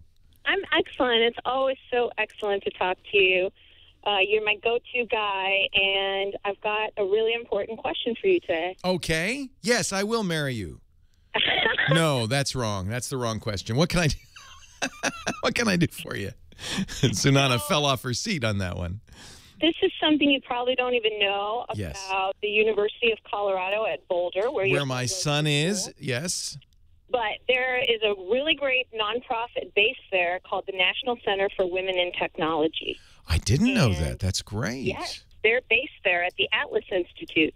And they have this award called the Aspirations in Computing Award, where this past year, they gave 800 girls, 10th, 11th, and 12th grade girls, new laptops, and they treat them like a rock star, and then they hook them up with internships at Google. And, that is great. All these great places. And it's all about, building a pipeline for talent in the tech community made of women. This is something so important because, you know, it's just recently there was an issue with a programmer, actually the chief technical officer at a big company. He called himself a programmer. I know all and about it that was guy. horrible. I mean, the guy was just a sexist, a misogynist, a pig, and he was tweeting it nonstop. Fortunately, they fired him. Right. But it showed how endemic this is in the tech industry, that women are just kind of second-class citizens. A lot of geeks think that women cannot be technical, and that's so wrong. We know it's wrong. Right. And so they're all about trying to create a good atmosphere for them. And the reason I'm calling you is because they are launching their 2014 award tomorrow, their Aspirations in Computing Award, and this year they're going to be, looking to award about 1,000 girls, but 35 of them are all going to get a $1,000 scholarship each, plus laptops and prizes and everything else they get. But it's a big launch, and I have been researching tech reporters and writers that cover basically, technology focused on the nexus of women in tech. Yeah. And there's a bunch of them, but they're all at publications that, 10th, 11th, and 12th grade girls aren't reading. Yeah. So I thought, okay, who is a technology writer that writes about these things but is more mainstream media? And I thought, I'll have to ask Leo. There are quite a few that I think would be good to approach, and certainly I will send me an email, will you? And I will be glad to help out as best I can, even if it's just with money, because this is a great cause, and I truly believe in it. But I do think there are mainstream reporters, and there are many women reporters who would, A, girls in high school would read, but B, would also make excellent role models. Right. So send me an email, and I'll give you a list. I mean, off the top of my head, of course, the first people you think of, the people in mainstream press, like David Pogue at the New York Times, Ed Baig at the Wall Street Journal. Walt Mossberg's been really great in fostering women reporters, both at the Wall Street Journal and at his website, All Things D. There's, of course, Kara Swisher, who is one of his best writers. She's phenomenal and a great role model. On my list. Yeah, great role model. Jessica Lesson, who used to be one of the best reporters at the Wall Street Journal, has left to start her own business. I'm trying to think. Oh, Joanna Stern at ABC. Thank you, chat room. That is a great suggestion. I know Joanna well. She is former CNET reporter who went to ABC as their technology reporter and really is a great role model, I think, for young women. Very smart. And because she's on mainstream, on a network broadcast, I think that probably means she is very visible among the high school age group. I mean, high schoolers don't watch TV. The truth is, who you should probably talk to is the YouTube stars like Justina Zarek, because Justine is somebody that high school girls are probably very aware of, who is a really successful woman. But it's on YouTube. It's not on traditional mainstream media. Right. Okay. I think this is great. I'm glad I can help you out. It's ncwit.org if you want to learn more about it. And it's the Aspirations in Computing Talent Development Initiative. That's right. I think that's just I'm really glad to talk to you. And thank you, Leo. You're always a wealth of insight. I appreciate it. I think, from the point of view even of the programmer, wouldn't it be better if it weren't a male-dominated field? Wouldn't it be better if there were more women involved? And I'm not talking getting you coffee. I'm talking programming across the table from you, doing serious tech work. And there are a lot of them. I know so many of them. I think of Adafruit Industries, which is a wonderful place to go buy projects like the Raspberry Pi and things like that you can learn and build. And that's run by a wonderful, talented woman, Lady Ada, and a very successful business for her, but she is a great inspiration. She actually does a podcast out of Adafruit Industries called, I think it's called Meet the Engineers or Talk to the Engineers, and it's a panel of women engineers answering questions about how to build the projects on Adafruit, which I think is fabulous. I think it's fabulous. So there'll be another great person to talk to. I can actually go on and on. Lemore Freed, Lady Ada, was a MIT graduate who is really one of the leaders of the do-it-yourself revolution and is very inspiring. She's in New York City. But I would think that any high school age girl would be very inspired by Lee Moore's role model. Some great people out there. And then you hear about these people like Pax Dickinson, the programmer, and it just really it's saddening, frankly, saddening. You know, the early computer operators, by the way, were all women. They were all women in the earliest days of computing. The calculators. Monroe in Rutherford. Oh, should I not take Monroe? All right, I'll take Deborah in Santa Clarita, California. Hi, Deborah. Leo Laporte, the tech guy. Leo, thank you. I so need a pro today. All right. My internet connection is wireless, and every now and then it goes away. I can't connect, and I'm having a problem, although it shows green and connected. So then I go to my start, and I go up to network connections, and I look at it, and I see, besides my wireless connection 3 is called, there's something beneath that called internet connection. And it's taking up everything. It's getting, up to a gig. Ah, interesting. What is that? Is that a neighbor? Are you in a population-dense area? Yes. Might be another person's Wi-Fi access spot. Coming through the walls. You think so? It doesn't show up when I look at all my wireless that are available. Those are all very distant and faint, Yeah, you need a wireless expert. This is a very complicated thing, and I'm not sure what's going on. I'm sorry to say. Leo Laporte, the tech guy.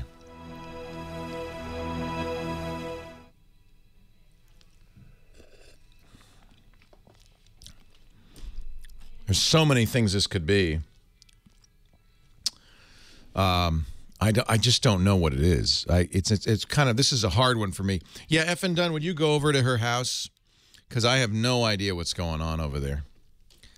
And it's just something that I can't probably diagnose over the phone.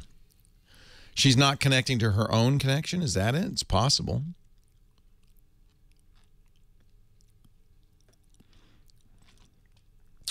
It could be that she has a dual band router with different names of each. I have that problem. I have a 2.4 gigahertz and 5 gigahertz band, and they both have the same name.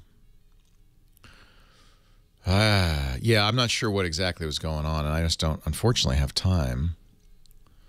I had to take a break.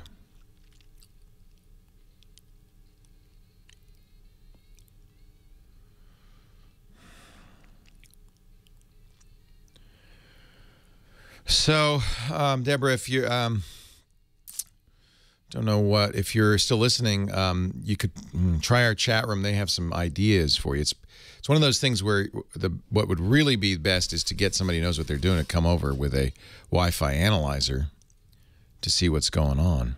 Oh, tech engineer, yes. So here's the deal. We'll be in Venice. We arrive in Venice on Wednesday.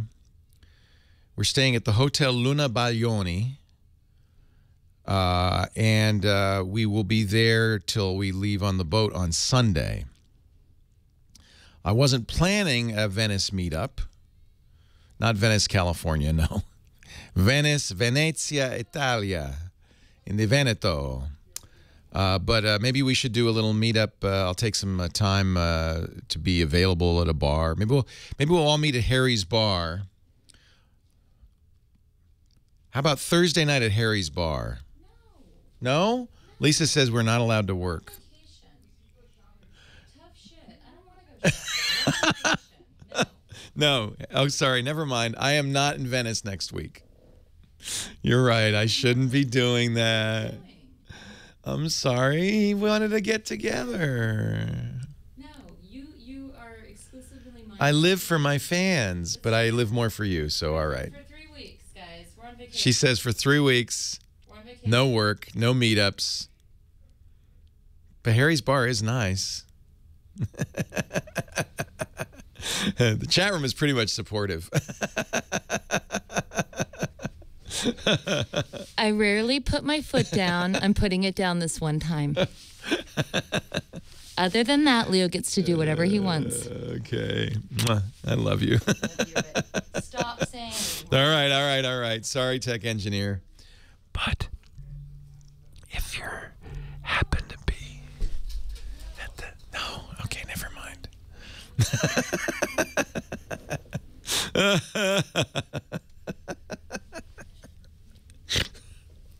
I got put in my place, huh? Actually, I'm fine. It's a good idea. It's a good idea. Just like it's vacation.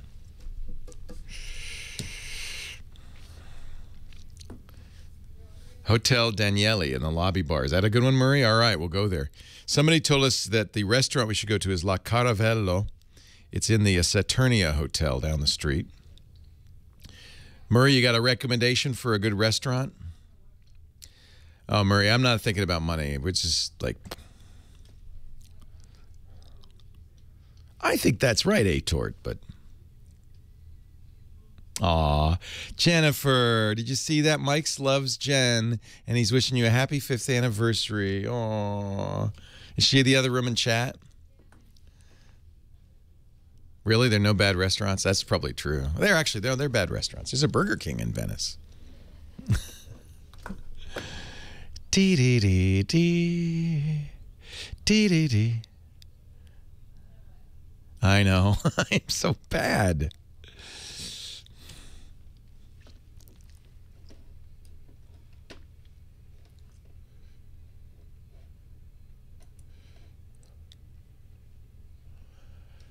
This portion of the Tech Guy Show brought to you by Stamps.com. Why go to the post office when you could print your own U.S. postage from your computer and your printer? You don't need a postage meter. You don't need special inks. You just need Stamps.com for our no-risk trial offer. Visit Stamps.com, click the microphone in the upper right-hand corner, and use my name, Leo. Stamps.com.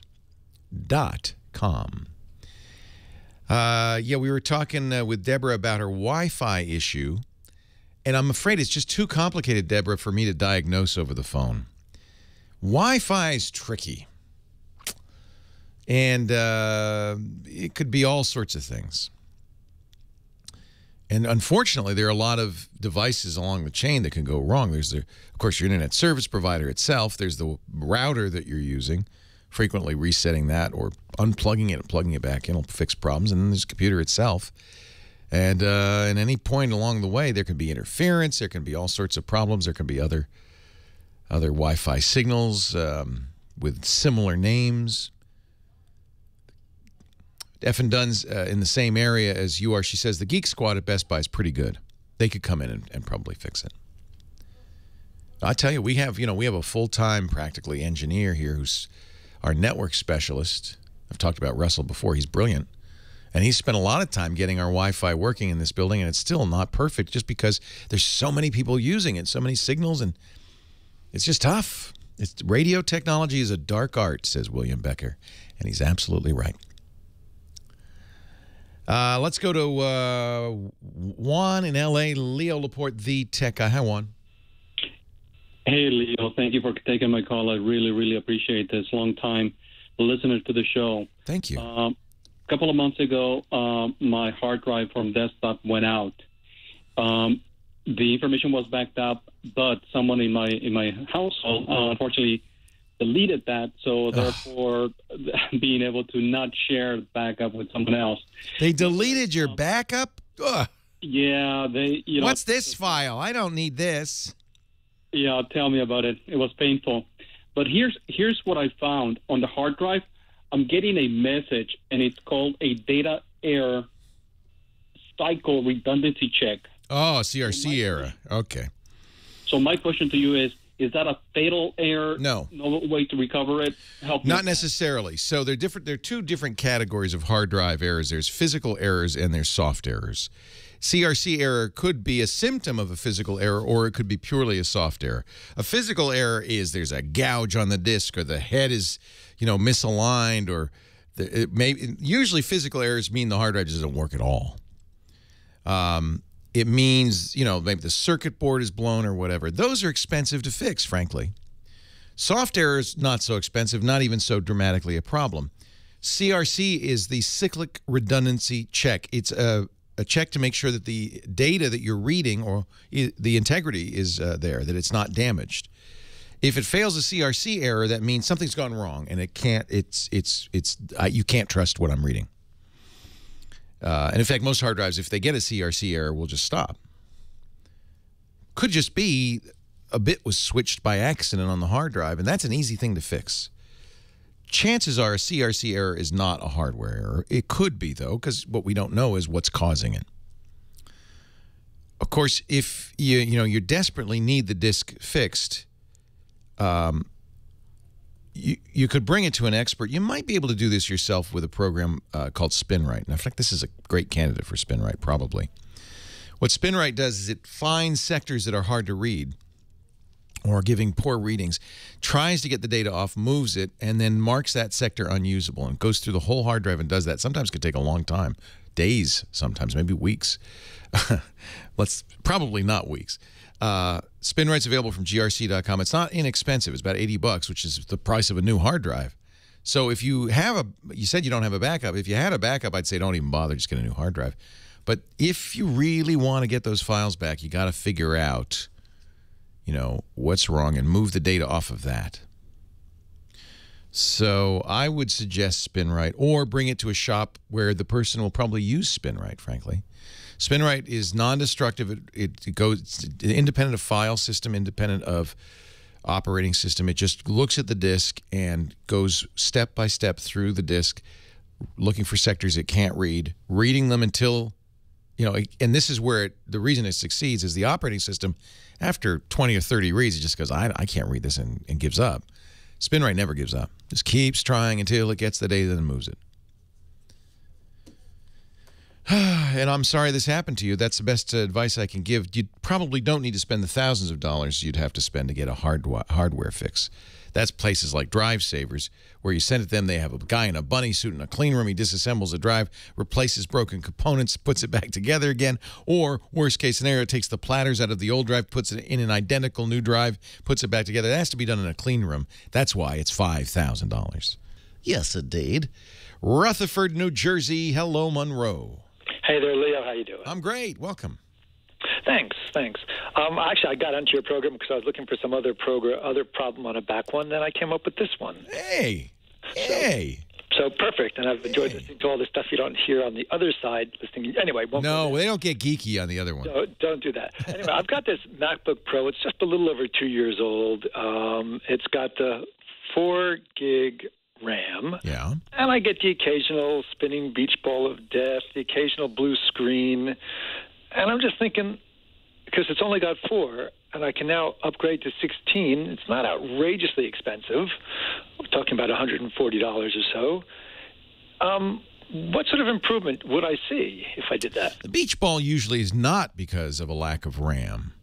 4 gigs is not a huge amount, but it's usually enough on a Macintosh. Beach balls usually have to do more with software issues, software errors. You might get better results just reinstalling. Wiping the hard drive, reinstalling OS X. Are you using the most recent OS X? No, I'm still back on 10.6 Snow Leopard. I'm happy with it. I would upgrade to Mountain Lion. That will fix a lot of woes. Yes. Well, I've been reading some things, both sides, negative, positive. RAM, 4 gigs. So what happens with RAM is there's kind of the optimal amount, and then there's a slight improvement with increases above that optimal amount. But if you were to make a line graph of speed improvement for RAM, it's steep up to about 4 gigs, and then it flattens out. It gets a little bit better with 8, a little bit better with 16. A lot of this is dependent on how much or what you're doing. If you're using, do you use Photoshop? No. What do you use? Well, I'm basically online. I have a job where I have to go online, so I'm looking at things like Google Maps and other. That's not 4 gigs is plenty. Occasionally, 4 gigs is plenty. I think the beach ball is software. Leo Laporte, the tech guy. 8888 Ask Leo's the number. Last segment of the day, and that means it's time for Dickie D, our gizwiz, our gadget hound. Dick DeBartolo's Mad Magazine's maddest writer for the last 5 decades or so, and also a gadget nut. Hi, Dick. Leo, how are you? Very good. How are you? So you're going on like some kind of trip or something? I'm going far, far away from you, buddy boy. Going to Italy, the motherland, the home country. Wow. I'm going to Greece. I'm going to Turkey. All of that stuff. All right. Yeah, it would be better just to have paid your taxes, but that's fine. Not cheaper, but better. Right. Yeah. Exactly. So you got something for us today? Yeah, you know what? We're just going to do a bare bones cheapo. We're talking under $5 gadget that I am using and liking. And, you know, like the Vavood wind machine. I happen to love the name of this gadget. This is the Mogo 2Go mini wallet. So the Mogo 2Go is a little guy that uses 3M adhesive to go on the back of your phone. It's a tiny little pocket, can hold a couple of credit cards, maybe your hotel key and some folding money. But it's great if you want to go out like to the beach or something. You want to have your phone with you, but you don't want to bring a wallet with you. So this is an easy way to carry some very small things. It's $4.95, including shipping. Oh, it's cheap. It's cheap, yeah. Because I have the Ninja wallet, which is like $19. Yeah, I think that's almost $20, like $19.95. Yeah.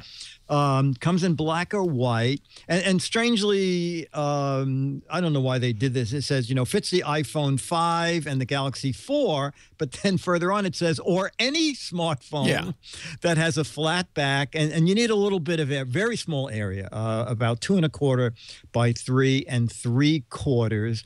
And with all these wallets, you have to be careful when you put them on. You don't cover the flash, you don't cover the mic, you don't cover the speaker. But the Mogo 2Go on the Galaxy 4 clears the speaker and just comes under the flash. And even with a credit card, I actually keep business cards in mine, it doesn't block the flash at all. Yeah, and you know, you might look at this and say, "Oh, how secure can this be with your credit cards, your wallet, your cash in it?" It's at least the Card Ninja, which I've used, and the Shinjamuro, which is the same idea. It's stretchy fabric that really is quite grippy, and stuff doesn't seem to fall out. Yeah, no, nothing has fallen out that I know of, because it would be if it fell out, it would be in my pocket. It also one thing I should point out: if you can rip it, so it wears out eventually. But at $5, big deal. Big deal. Absolutely. Yeah. And if you change your mind, the company says it comes back off again without leaving any sort of residue on your phone. I haven't tried the Mogo 2Go. I have tried the Ninja Card Ninja, and I love it. Have you tried the Fufu to carry? No, but I got the Poo Poo not now new, but later. Ooh. Oh, okay. Yeah. Okay. Hey, Dick, if you go to gizwiz.biz right now, that's his website, gizwiz.biz. You're getting out just in time.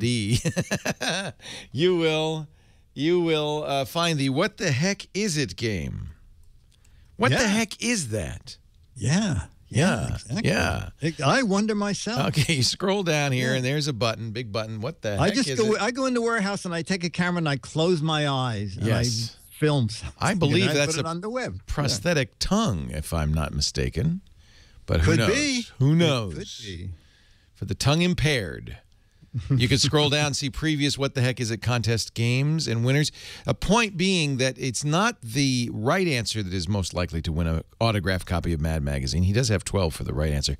It's the crazy wrong answer that really wins Dick's heart. Yes. So get creative and get to gizwiz.biz. You have to the Halloween, to the end of October, to play the game. That's I know what that is. That's a replacement tongue for when you left your last tongue in your cheek. Oh, that's good. Yeah. That's good. Yeah. All right, Dick, stick around. We're going to do some Giz Fizzin' right after the radio show.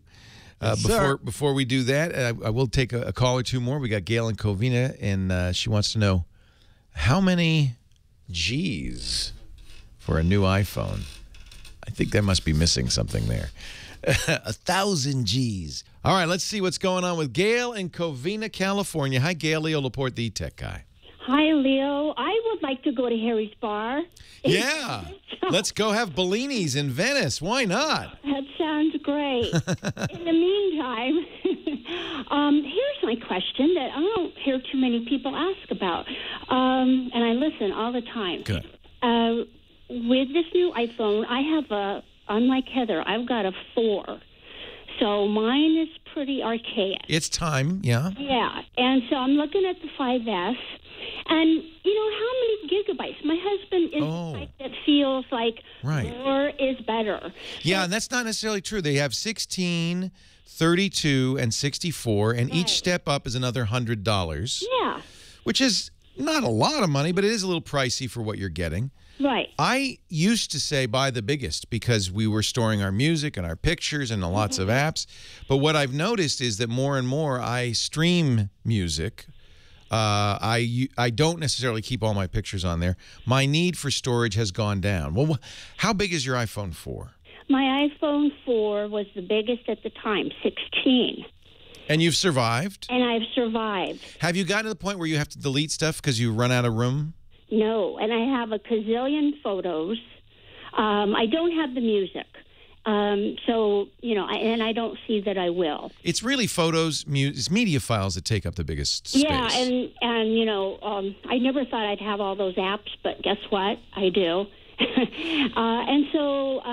Well, if you go to your settings, in the general tab, there's a usage item. Look at that and see how much space is left, how much space you've used for apps, for photos, and so forth.